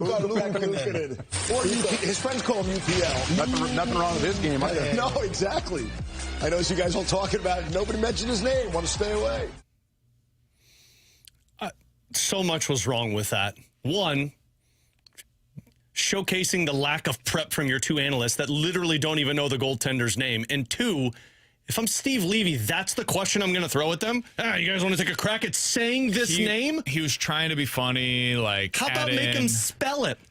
Oh, well, I would say that's putting your analysts in a bad spot. But if it's you know still funny. I mean, nobody's going to spell Ukko-Pekka Luukkonen. Fair. Them not knowing his name is not good. It's not a good look for you as a broadcast entity. Bit if it is the regular season. By the time we get to the playoffs, and it's the first time the Sabres have been in the playoffs in, 20, 25 years? Again, not great timing. I don't understand. We should read the room a little better. I don't understand what's funny about having them try and pronounce the goalie's name where you're doing an intermission report of the guy who has literally been broadcasting his name the entire time. And it's not as if this guy came out of nowhere. No, he's been with them for 3 years. Starting goalie for them for the last 3 seasons, and this year he was a big reason as to why they were able to become one of the best teams in the NHL. I love Mark Messier on that because I think he does a lot of kind of what Gretzky does on TNT. I despise the PK Subban side of it because I don't think he provides anything. He tries to be Paul Bissonnette. He's not Paul Bissonnette. He's not bringing any analysis to it. I do not think that works very well. The studio is so boring. At least when you get into the broadcast of the actual game itself, they've got their P's and Q's ready to go. The Sabres are the only franchise that you've ever known in your 8-year career, and you just helped them earn their first Stanley Cup playoff victory in 15 years. What's going through your mind? Yeah, just a ton of emotion. These are the games that you dream of. And for those that are unfamiliar with what took place that was the sideline reporter asking a question of Tage Thompson. The sideline reporter, who the entire game is preparing for a question to that player. And the only organization that Tage Thompson has ever known she didn't even the Buffalo Sabres. She even got more of it wrong, isn't it? No, well, yes. I mean, if you're going off of 8 years, she literally just decided to forget 1 year. Correct. He's played in the league for 9 seasons. Well, it would have made more sense if that is the explanation. If she thought, hey, he's only played in the league for 8 years, at least then it makes sense because you just got that other year off. If you would have said for 8 years you played with the Buffalo Sabres, guess what? Nobody's talking about you, but you had to say the only franchise you've ever known. All you need to do is search Tage Thompson, hockey DB, and it pops up that he was drafted by the Blues and played 1 season for the Blues. Yeah, that's only like 40 games. It's forgettable. I said this to you guys in the office. To me, they are misusing 2 of the better play-by-play men in the game. Like Bob Wischusen is awesome. He's amazing. And then when you have the analysts' work of Eric Johnson and TJ Oshie, who those guys know the game, are really great at breaking it down, have the ability to go back and forth with the players, you are wasting all of that with all of these sideshows that you're trying to put together that's not anywhere near entertaining as TNT's broadcast. Yeah, it's bad. I think they should be doing more stuff with those guys. Now, they are using Bob Wischusen. They're using him for that Minnesota series. He's with Eric Johnson on that series. So they're out there. They're available. They're just not getting and I love this particular I love AJ Malesko. I think she does a really great job. Ray Ferraro is one of my all-time favorites, listening to him in between the benches. I think Kevin Weeks does a great job. It's just all of this other sideshow stuff. Like, I love Bucci Gross's hockey knowledge. I don't love him as a play-by-play man. And the studio work. The studio stuff. It's rough to watch. Like, when intermission happens, I should be doing what TNT's doing, to where it's like, I want to watch what they have to say more than anything. I turn it off. Yeah, the intermission's tough, man. I think the broadcasts themselves, for the most part, are fine. Whether you think they're great or not, I think they're mostly fine in terms of the in-game stuff. But the studio shows just don't really add anything. No. And TNT's is the opposite, where the broadcast is very good, and then you get to the studio show, and they add something to what I've already seen, whether it's humor or analysis. They've got something that they're bringing to the table. This has always been my criticism of ESPN in general. I think they, generally speaking, do a really good job with live broadcasts. They just have not cracked the code on the in-game or post-game or pre-game analysis. The one place where they have now done it, I think Monday Night Football they fixed, because Scott Van Pelt, they said, you know what, screw it, you're going to go do this for us. You're excellent at this job. Just go to the place and be a part of the post-game availability. And he's awesome at doing that stuff. But and in basketball, they did it by having to rent. Yeah. They did rent a show, and they've got inside the NBA now. It's just brutal. I mean, I hate it too, because like I want to hear more of Eric Johnson and TJ Oshie and Ray Ferraro and Bob Wischusen, and it's just like everything else surrounding it makes you want to turn the game off. Alongside Alex and T-Bone, I'm BK. It's BK and Ferrario here on 101 ESPN. Coming up in about 15 minutes, we'll do a game of Bet It or Forget It. You guys give us a scenario. We will tell you if we are betting it or forgetting it here on 101 ESPN. But next, Derrick Goold, Cardinals beat writer for the St. Louis Post-Dispatch, is going to join us for his weekly conversation here on 101 ESPN.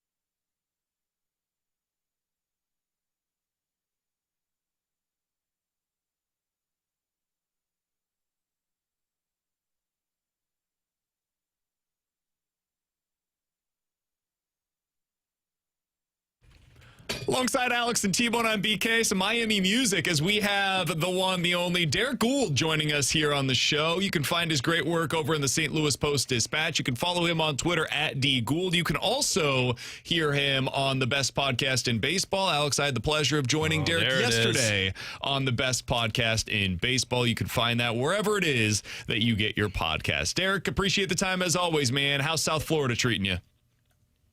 So far, so good. It's a lovely day here. Actually, it's been a lovely couple days here. It'd be nice if they had the roof open, at this place that they have a retractable roof. It's really great. Just swinging by one of my favorite bookstores on the National League beat, and away we go. I'm sure the 30,000 fans in attendance tonight will be screaming for that roof open, right, Derrick? Did you say 33? Yeah, total. Okay, yeah. No, they announced the I hate to be mean, but I'm going to be mean briefly. That's okay. We are too. They announced the attendance last night, like in the ninth inning, and somebody asked me, why do they announce the attendance so late? And I said, well, actually, they do it in reverse here. They count the empty seats, so it takes a little bit longer. That's awesome. Damn. That's great. Honestly, Derrick, bravo. Well done. Now glass houses, though, because the National League can fire back on St. Louis now. Yeah, that's true. I forgot about that. It is a bummer, though, because, you see the WBC down in Miami, and the crowds are so excellent. Oh, yeah. And then you watch them during the regular season, and it's just, you can hear the air conditioning on the background and on these broadcasts. Yeah, I love this topic because I do. Every time I come here, I wonder, how do they connect with the crowd that clearly wants to be at a baseball game? Now, look, I get it. The World Baseball Classic is special because it's rare. It's special because of its timing, and it's special because of the nations, right? These are super teams put together. So do you have to put a super Marlins team together to generate that kind of interest? I don't know, but I think that's such a fascinating conversation for the Marlins to have and for Major League Baseball to have about the viability of baseball here is how can that place be such an event, such a place to be, such enthusiasm, sound, just everything. It's just it's one of the great experiences covering baseball I've ever had, covering that Japan USA World Baseball Classic Championship several years ago. How do they capitalize on that energy and find a way to bring some of it, any of it, something to Miami? I do think some of it to the Marlins. I think some of it is baseball has to get out of its staid library attitude at times and bring in some drums, bring in some chants, bring in soccer. I've talked about this within St. Louis. At some point in time, why not talk to the St. Louis City supporters and say, hey, man, bring that drum over to a ball game sometime. Let's just see what happens. Just see what happens. Do your chants. Here's a section in right field, right behind Jordan Walker. Have a go at it. Let's see what happens. And I think baseball could benefit from just experimenting with that. And certainly Miami, man, you think back to the late Jose Fernandez, right? Mm-hmm. And the crowds that would come to see him pitch. So clearly, if you have a charismatic player who captures the imagination, there's something there. Do they need to lean into that with their player development, with their player acquisition, with the style of player they seek? I think it's such a great conversation. That's one the Marlins should be having.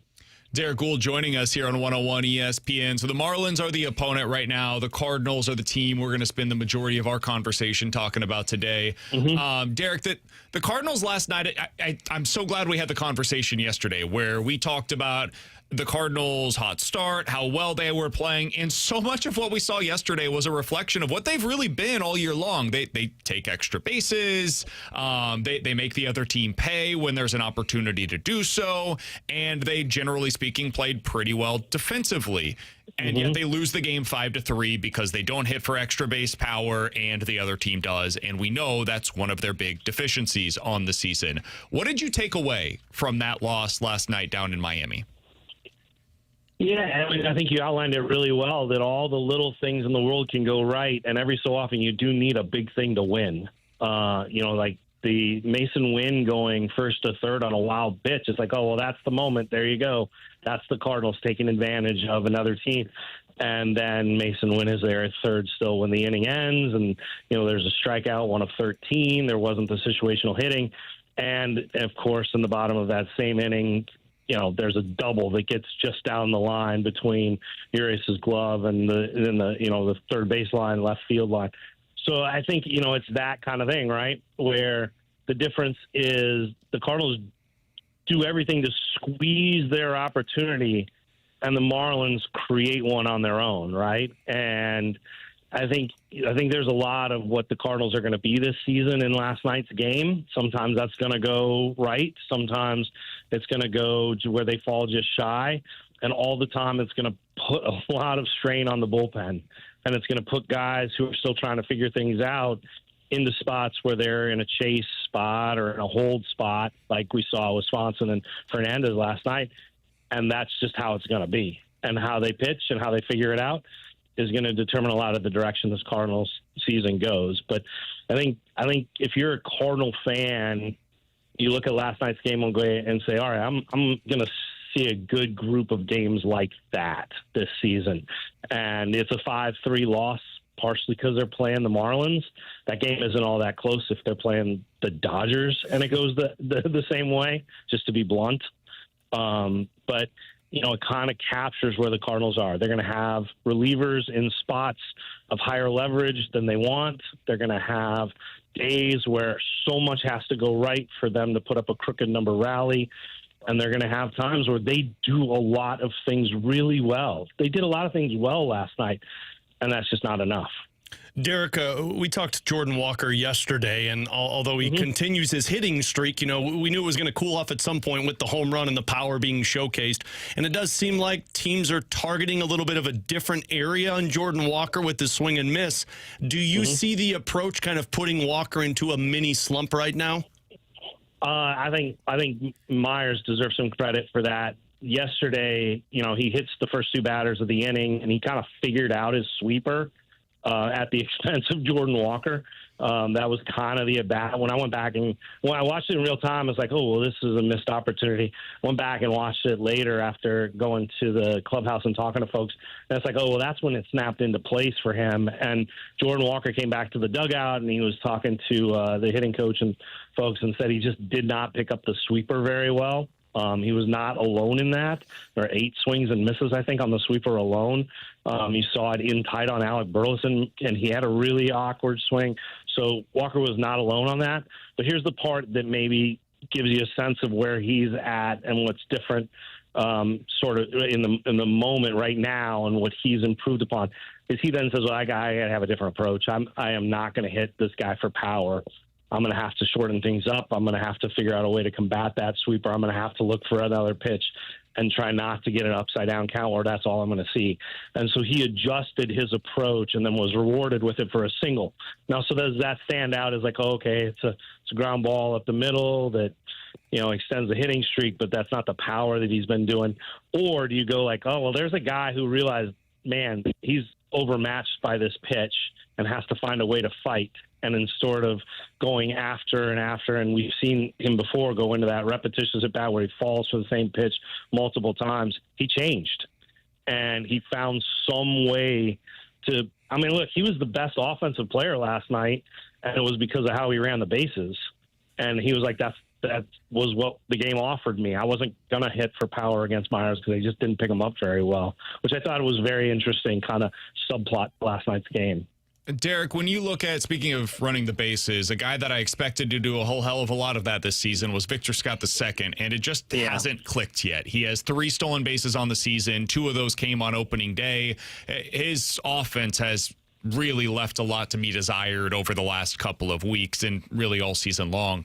What are you seeing from Vic right now? And do you think we're going to come to a point where maybe they try some other guys getting opportunities in center field sooner rather than later? Or do they stay disciplined with giving him this runway again?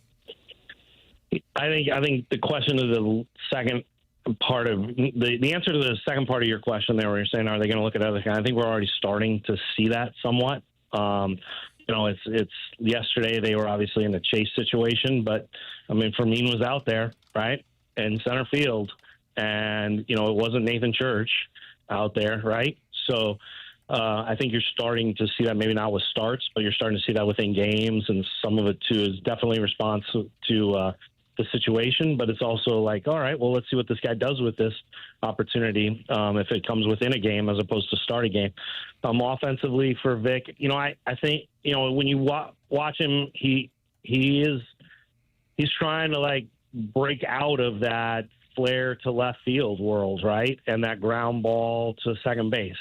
He told me in spring training, he said that's the one he can't outrun, is the 4-3. And he seems caught in between those two things again. He's made the most of some of those fly balls to left field. Either they get by, they flare, or he had a sacrifice fly, you'll recall, where it was a really good situational hitting for him to go, okay, well, I know I can do this and I'll get the run in. But overall, it's not been that ball on the ground to left field and line drive to right. It's been the reverse of things. And that's when his game kind of goes awry. The lack of steals, sure, that relates to the lack of being on base.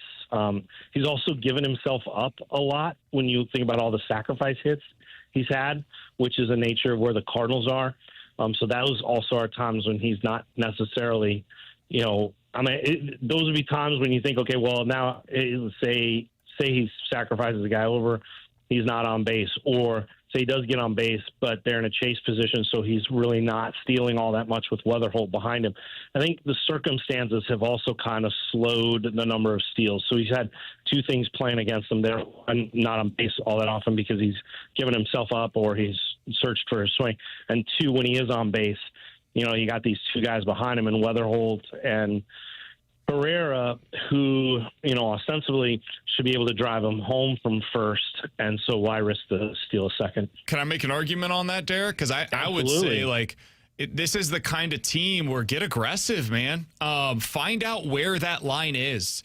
And if that means at times it oversteps and you go a little bit into reckless almost, I would rather be straddling that line than overly cautious on a team that needs every inch that they can take in these games. And we've seen that play out at times this year where, because they were able to take an extra base, they were able to ultimately come out on top. Yes, that means maybe sacrificing a runner here or there, and that sucks. But for a team that's just having to sequence these singles together, if that single comes after Victor Scott is on second base, that could score him. So I would argue they need to get more aggressive in those situations, even sometimes when it doesn't feel as though the game would tell it that it makes sense there. I think there's definitely an argument to be had there. If that's how they're going to play defense, right? Like the way you described it in broad terms is also how they talk about playing defense, being aggressive, trying to make the play as opposed to making the safe play, right? Because they're a pitch to contact thing. I think you can make a really strong argument that they ought to have that same approach base running wise. Base running it, let's specifically when we talk about steals, it's such a mathematical thing now at this moment that I do think that teams calculate how aggressive they want to be, and it's just like, all right, well, that'll work this time and he'll be safe because we know the numbers, we know the pop time, we know the delivery time, we know all these things, and if that works out, then go. And so there's a real paint by numbers to steals, and let me add that it shifts a little bit when you're behind. That does factor into this. When the Cardinals are playing from behind as much as they've had, they have so many comeback wins. They're going to be less aggressive running the bases.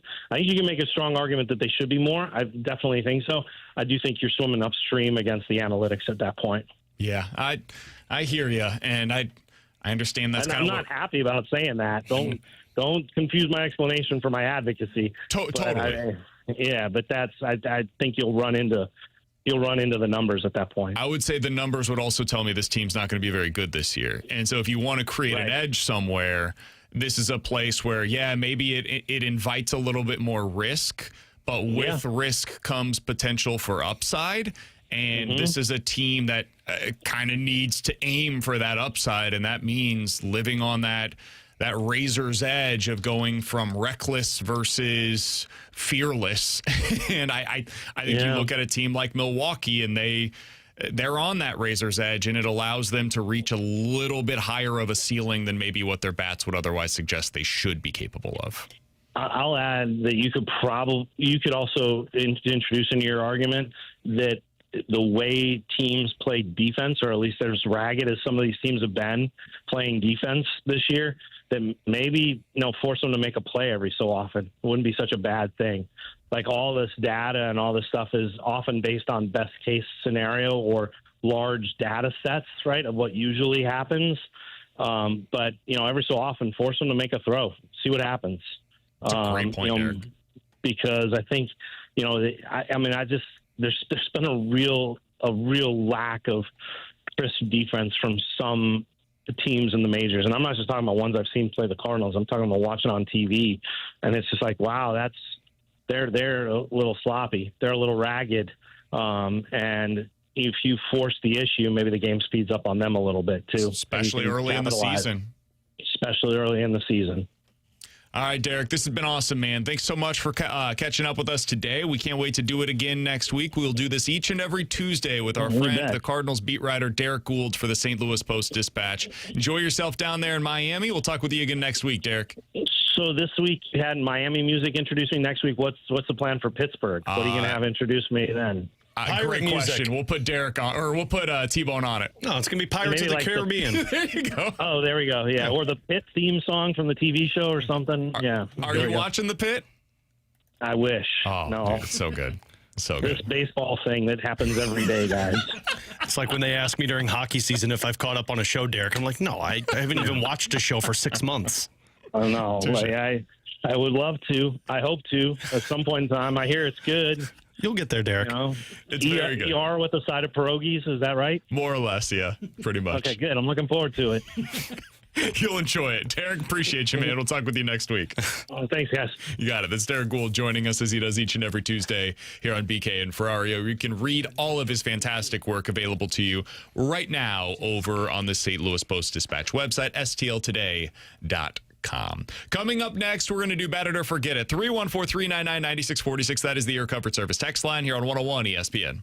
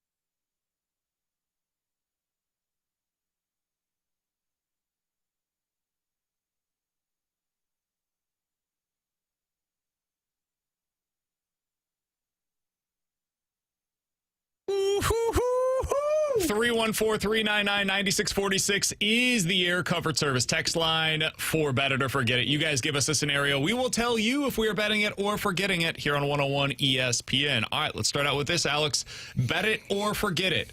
The Cardinals, who have won the vast majority of their series this season, will lose this series and the next 5 thereafter. Jeez. Seattle, Pittsburgh. We were having fun today. The Dodgers, the Brewers, and the Padres. They will lose the next 5 series, Alex. Including the Marlins one? Yeah, I'm going to say bet this. I think your hope is that you split with the Pirates. But you're not winning Seattle, L.A., Milwaukee, San Diego. And then this Miami one we've already discussed going up against those left-handed bats. So, yeah, I would say bet it. I would forget this. You having fun, T-Bone? I would forget this. I don't think they're losing all of those series. I think they can earn some splits in those 4-game ones. Also, it's just, even for rebuilding teams, it can be tough to lose 5 straight series. So I would say forget it. I feel like the odds are in my favor that they can at least surprise us and win a series or earn a split in those 4-game sets. I'm with T-Bone. Alex? Guys, bet it or forget it. There will be at least 3 teams that are in the playoffs this year in the NHL that won't be in the playoffs next year. Ooh, 3 teams that turn over from both conferences? Both conferences. Bet it. Yeah, I think we see this most years. I was looking at it last year. So there were 3 teams in the East that aren't in it now. There were 2 teams in the West that aren't in it from this year. So and that's St. Louis and Winnipeg. Yeah. So 5 total. What if I said 3 from one conference? Would that be harder? I think LA could drop out. I think Anaheim could drop out. You could name the Pacific Division. Utah could drop out. Yeah. So, yeah, I'd say that's realistic. Yeah, I would say... I think Boston could have a rubber band effect next year. I think Pittsburgh will, too. When we were bringing up Boston earlier in that 11-15 segment, are we sure that they're not just a one-hit wonder? No, Boston's not in the playoffs if Florida's healthy. Okay. And that's why, like, when we were having that conversation of, like, well, could the Blues be Boston? Okay, yeah, they could be the one-hit wonder, then rubber band right back out of the playoffs. I mean, hell, you could argue that was them last year, right? The Blues were what the Bruins were last year. Yeah, I think Pittsburgh's going to be that team, too. I think everyone's enjoying it right now, which they should. I think that was the perfect season for a lot of older guys that when Florida's healthy, and then I think Washington, now that they got all these young pieces in, I think those 2 teams are going to push a couple of teams out of the playoffs next year. Philly could have the same thing happen. Philly's actually one that I believe in.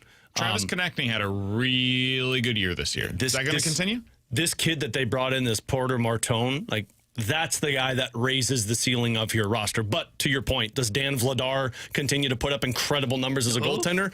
His career high was 31 prior to this season. Starts 31, and he started like 50 this year. Calgary. Yeah, they signed him in the offseason. They're like, you can start 56 games for us. And he did well for him. Goalies are so like bullpen arms. Yeah. Guys, bet it or forget it. Alec Burleson will set a new career high in OPS this season. Last year he did that at 801. Yeah, I think he could get above an 801 OPS. Burley's just a good hitter, man. This is the kind of guy that I want toward the middle of my order somewhere. And in years past, it's been early portion of the season, he's been slow, and then once he gets to it, then it's hard to get him off of it. So I would say Alec Burleson will be about that. I would bet this as well, and I don't know if this will sustain. I think it's because he's going to continue to keep that on base higher than what it was even last year, which was 343, because he just seems more patient at the plate. And that's not to take anything away from what he did last year, because he was pretty patient a season ago. He seems more patient this year of, I'm going to force you into the zone, and then when you do get there, if I don't get my A swing off, I'm at least going to make contact on it and try and get a single. But if I can get my A swing off, he's going to add doubles, he's going to add power. I think he's going to set a new career high in his OPS this year. 314-399-9646. That is the Air Comfort Service text line for Bet It or Forget It. You guys give us a scenario. We will tell you if we are betting it or forgetting it here on 101 ESPN. A little bit of news to pass along first, though. Let me make sure this is the real guy. It is indeed. John Rothstein reporting Mizzou has agreed to a non-conference game against Marquette next season for basketball. That will take place on November 15th at the United Center in Chicago. So Mizzou versus Marquette, a non-conference neutral site game, November 15th at the United Center. So Mizzou will now have, for sure, Illinois, Kansas, Marquette as part of their non-conference schedule. I'll go ahead and build this into a Bet It or Forget It with you guys. Bet It or Forget It, there will be at least one more high-level non-conference game for Mizzou next year. They only had the 2 last year, right? It was Illinois, Kansas. Was there another Notre one? Dame early in the season. Got the SEC, ACC crossover thing. So I think they'll have that again as well. And then I think there was one more that I'm forgetting right now. They play Minnesota. Minnesota was the other one. Yeah, I'll bet it. I wonder if this is the first sign of a shift from Dennis Gates of, hey, I finally am building a really good roster. It's time for me to test these guys early on. Part of, I think, his thinking, and you can find it frustrating or not, with his previous rosters was, yeah, I don't really know how good we are, and I don't know that I have our roles really defined going into the year, so I kind of want a little bit of a softer schedule in the non-con.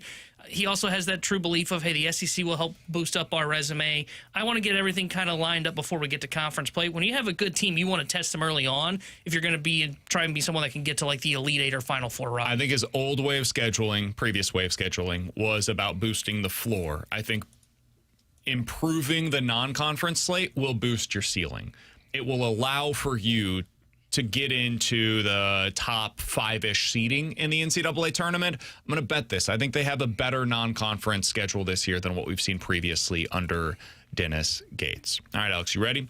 Bet it or forget it. 314-399-9646. That is the Air Comfort Service text line. Bet it or forget it. An ex-Blue will win the Stanley Cup this year. Got a lot of outs on that one. Vegas, Buffalo. Kapanen and Edmonton. Well, we're not considering Tage Thompson an ex-Blue because Leah Hextall told us that she spent her entire Montreal. career. Texier and Bolduc. I'm going to say forget it because Vladdy's on Minnesota. I think Carolina-Minnesota is going to be your Stanley Cup final this year. So I guess Carolina's going to do it this time, huh? I think so. I mean, Florida not being there is going to be massive for them. It's another year. And also year next they're going Blue, to disappoint probably. Rod Brindamore is the coach. So I'll say bet it. Next Blue's going to get it. Is there a former Blue? I forgot Vladdy was on Minnesota because I do like them as a pick. Is there a former Blue on Dallas? Radek Faksa. Yeah, that's right. Yeah. I think there's a former Blue on every team in the Western Conference, if I'm not mistaken. Because Anaheim, I mean, he's not a player, but Joel Quenneville is their coach. Not Colorado, right? Colorado. I can't think of one. They might be one of the only ones. Yeah, they might be one of the only ones. But Dallas has got one. Minnesota's got one. Edmonton's got one. Vegas has one, and Utah does not have one. Oh, no, Utah doesn't have one either. I would say bet this. I think a former Blue will be on that winning team, right? Because I think it's going to come from that Dallas-Minnesota series. Yeah. And I lean taking Minnesota in that series, but I think the winner of that series is winning the Cup. I think Carolina's winning it. Not having Florida, they've run into Florida every single year, so not having Florida is going to be massive for Carolina. From Vizzini on the text line, better to forget it. Jordan Bennington will play in either Tampa or Florida next year. They must have heard Elliot Friedman say it on 32 Thoughts. He said, I wonder if they move Bobrovsky if they try and get Jordan Bennington. I just don't think Bennington is going to want to go anywhere right away. If I'm Jordan Bennington, unless a team comes to me and wants to trade for me and wants to talk extension right away, I think the best scenario if you're Jordan Bennington, if you're trying to get another 3 to 4, 5-year contract, is to go play 35, 40 games with the Blues and put up really great numbers in a spot that you're comfortable with and get paid in free agency putting up great numbers. Look at Dan Vladar with Philadelphia. He was a kind of like in between with Calgary. He put up great numbers and he got a contract. So I don't think Bennington's moved. Agreed. Yeah.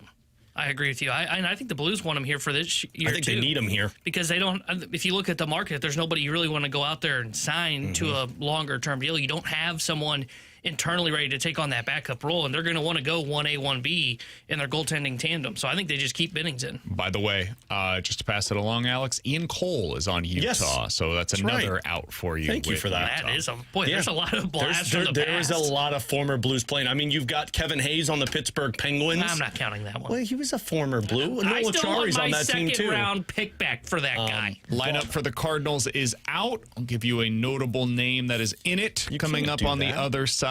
And do the Cardinal starters need to get deeper into the games? T-Bone's going to go full old school baseball. Coming up next here on 101 ESPN.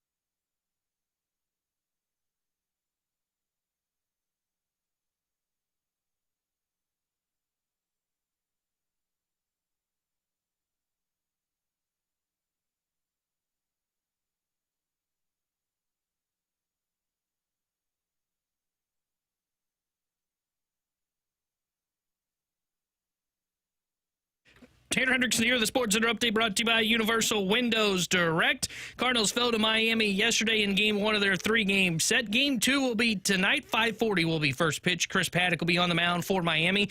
Dustin May will get the start for St. Louis. The Sports Center update was brought to you by Universal Windows Direct. You'll be saying, I love my windows.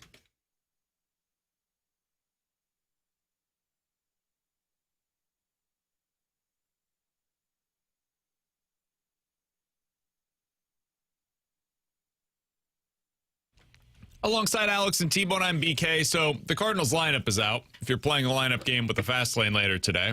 We're about to ruin it for you. Go ahead and turn your radio down for about the next 30 seconds. Suck it. Well, I got to leave. It's going to play. Nathan Church is in left field, and Victor Scott's in center. I thought you were going to say Nathan Church is leading off, and I'm like, all right, I'm out. We're done. I was curious to see if the Cardinals would maybe give Vic the day off today.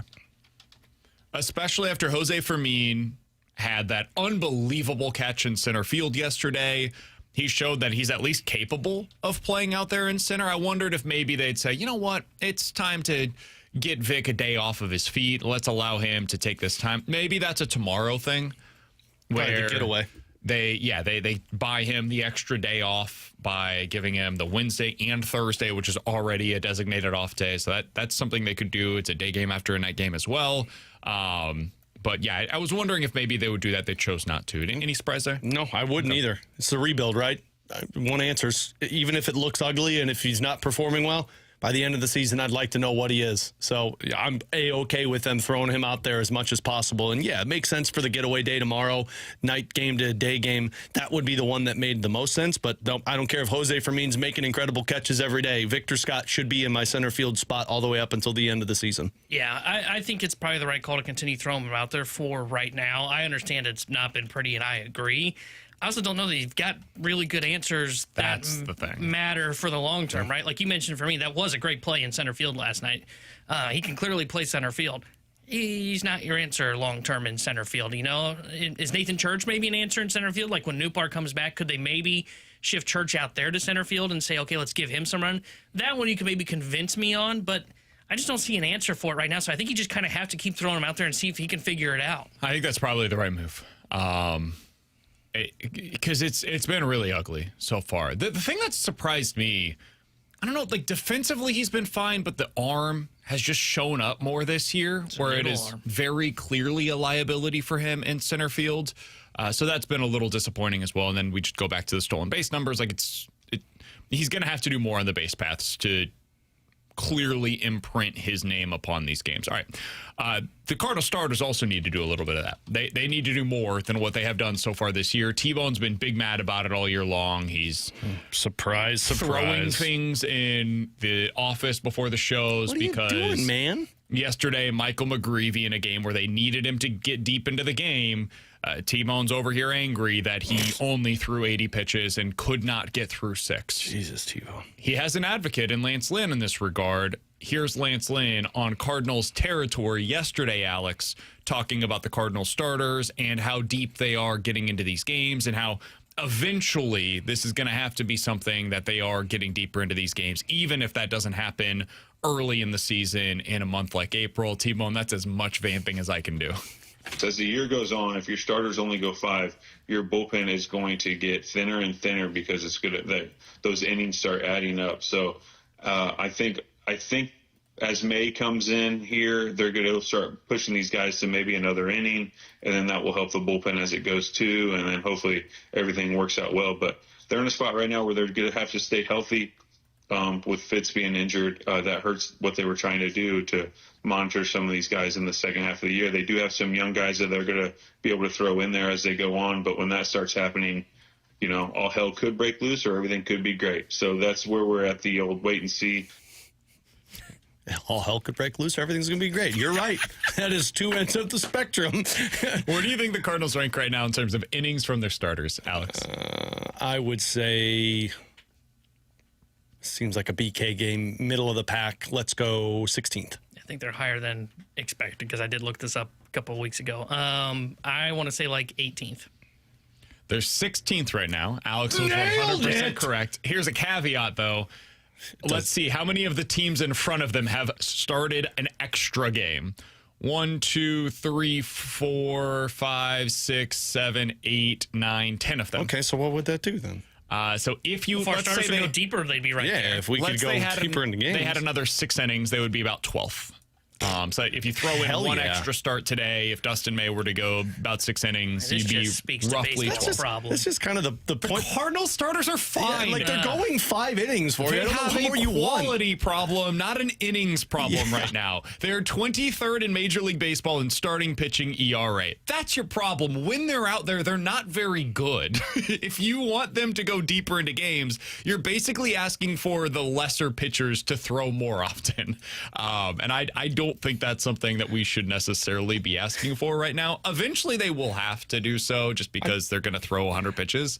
I'm just trying to picture myself. Right now, they're fine. I'm just trying to picture myself in a world where I'm like, I want to see another inning of Michael McGreevy and Andre Palante and Kyle Leahy. Especially last night. Like, McGreevy just didn't have his stuff anymore. Yeah. It was gone. They're doing the equivalent of, like, a parent with a child of, like, trying to protect you before things get worse for you. This could get ugly. The funny thing that what's led me to this spot of where, like, and it's maybe me just shedding my anger onto the Cardinals because they're the local team, but I've been watching a lot of baseball and I just find myself infuriated when I see these guys coming out like Byer yesterday. Had 5 1/3 innings, pitch at 90 pitches. Dude, you can go 10 more pitches and get us through 6. T-Bone, it's and not instead they go to the bullpen. T-Bone, it's not the 2000s anymore, man. That was when baseball was baseball. Yeah, but they were also ripping cigs in the dugout in between innings.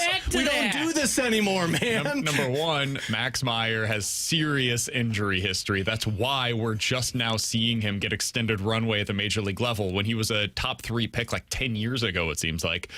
2, it's April. That's what spring training's for. You build up in spring. No, it's the first month of the season. They don't. As we have learned, this is where the majority of the injuries take place across Major League Baseball. There's no reason to push these guys. Number 3, Scorsy over on the YouTube chat said, "Got to stop walking people." Cardinals right now 7th best walk rate among Major League starters in the game. BK says, "Suck on that one." Listen, man, they've got a lot of problems. If you want to point to what their issue is, they are dead ass last in strikeout rate. And they are last. You look at swinging strike rate, they are last. In every meaningful strikeout category, they are the worst in Major League Baseball. If you want to look at the quality of the innings in which they are out there, they are bottom 10 in every one of those metrics as well. They're not very good at starting pitching. T-Bone is just over here going, my pitcher goes 150 pitches, and he's getting through 9. I like a nice round number of 100 plus. Like, I watched Dylan Cease last night, and he threw 110 pitches to get through 5. If T-Bone ran a team, all 5 of his pitchers would have How long did he go? He went 5. He had some issues. he threw 110 pitches, which is what matters. If T-Bone ran a team, every pitcher on his rotation staff would be having Tommy John by June. T-Bone was trying so hard to and he threw 5. He went 5. He threw 110 pitches. That's what matters. Right? Is that a good thing? He threw 5. He didn't get as deep into the game yesterday as Michael McGreevy, who threw 80. He struck out 12. He struck out 12. T-Bone's like, I want my pitcher to go deep into games. Well, he went to 5 innings and threw 110. You know how much you'd be complaining about that pitcher if he went 110 pitches and only 5 innings the next day? I don't know. He struck out 12. He struck out 12. You'd be furious. You need to be more effective with your pitches. He could have been. I mean, he was in a lot of deep counts last night. I wonder how many pitchers have gone at least 100 pitches so far this season. Oh, it's got to be a very small number. I don't even think Scherzer's done it. Well, Scherzer's like 90. Yeah, that's part of it. Scherzer's no way he could throw 100. Let's take a look. I say 0. 100 or more pitches in the 2026 campaign. Well, I say at 0. least 1 because he just told us. Oh, okay. I wasn't listening to that. Yeah. Okay. That's right. That's right. No, you're right. You're right. You're right, dog. I'm going to say 1. Do you ever listen to the show? Yeah, I was yelling about it there. I just forgot. I have You're on here for 3 hours a day. No, I was listening to it. You don't listen to anybody. I referenced 112 multiple times. I just got the memory of a goldfish. We're moving on. I can't get Dude, this to okay, go. also, Kettle, stop calling it Black Mister never listens when we try and talk to you. There are 51 pitchers this year that have thrown at least 100 pitches. See, that's baseball. That's baseball. How many of those teams are, like, above 500? Has a Cardinal done it? I don't think a Cardinal's done it yet this year. There's no way a Cardinal has done it. A, they're not effective. But Matthew Liberatore threw 105 pitches on April 13th. That was a hell of an outing. I remember it well. What did he do in that lost outing? 9-3 alongside Alex and How T1 long did he go? BK. 4 innings? The rewind is next.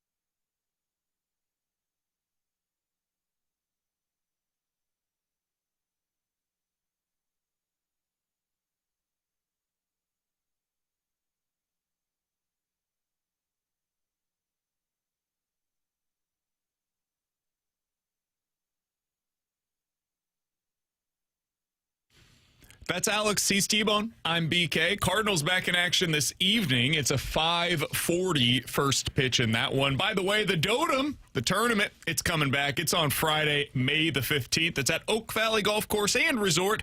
And guess what, Alex? What? It is sold out. Hot damn. But I have good news. If you want to be involved, you could still win a free foursome to join TMA for a full day out on the course. It includes breakfast from Donut Drive-In. You got lunch from Lee's Famous Chicken. You've also got all your Cutwater canned cocktails and AB products, beers, and seltzers. 100 West Dental has their closest to the pin competition. Evergreen Wealth Strategies has their longest drive competition. And there's an after party with food from, yes, my favorite, Texas Roadhouse. You can get all the information for that online at 101ESPN.com or on your free 101 ESPN app, which, of course, is always sponsored by Dobbs Tire and Auto Center. Winner must be 21 or older. Giveaways brought to you by Cutwater Canned Cocktails. If you guys missed anything from the show today, check it out on the podcast page, 101ESPN.com, and the free 101 ESPN app is where you go to find it. That's always sponsored by Schaefer Door Company. It is Dustin May on the mound this evening. Woo-hoo! The Cardinals will be going up against one Chris Paddock. We've seen a lot of him over the years. He is not very good. He's really bad this season against right-handed hitters in particular, but he's just not a very good pitcher overall. Alex, how you feeling about the Cardinals going into this evening against Dustin Paddock? All I know is both pitchers better throw 100. Paddock. Dustin Paddock? Chris Paddock. Dustin Paddock. May versus Chris Paddock. All I know is both pitchers better throw 100 pitches and go 7 at minimum in this baseball game tonight. Otherwise, it is a massive failure. Pitches, 100 pitches. You don't need 5. You don't need effective innings. Those would be nice. But now that you got a full bullpen today, I'm okay with a few pitches. Yeah, because that's what you really feel good about. My big thing with McGreevy was they were down their biggest arms. How you feeling going into tonight? I'm curious to see what May looks like against this lineup because there's not a bunch of big names for the Miami Marlins, but as you saw last night, they're a scrappy bunch. So we'll see if he can keep it going for 3 straight really good starts. I think he will. I think he's kind of figured something out. I think Cardinals win it 3-1 tonight. I think Jordan Walker hits a home run tonight, Alex. I think they lose because left-handed hitters against Dustin Paddock. Chris Paddock. I don't listen, though. May. Also, BK doesn't like my shenanigans, so I need to stop. He's Alex. That's T-Bone. I'm BK. We'll talk to you guys tomorrow at 11 a.m. If you missed our conversation with Jeremy Rutherford or Derrick Goold, you can find that on the podcast page. Now, we'll talk to you tomorrow. The Fast Lane is next here on 101 ESPN.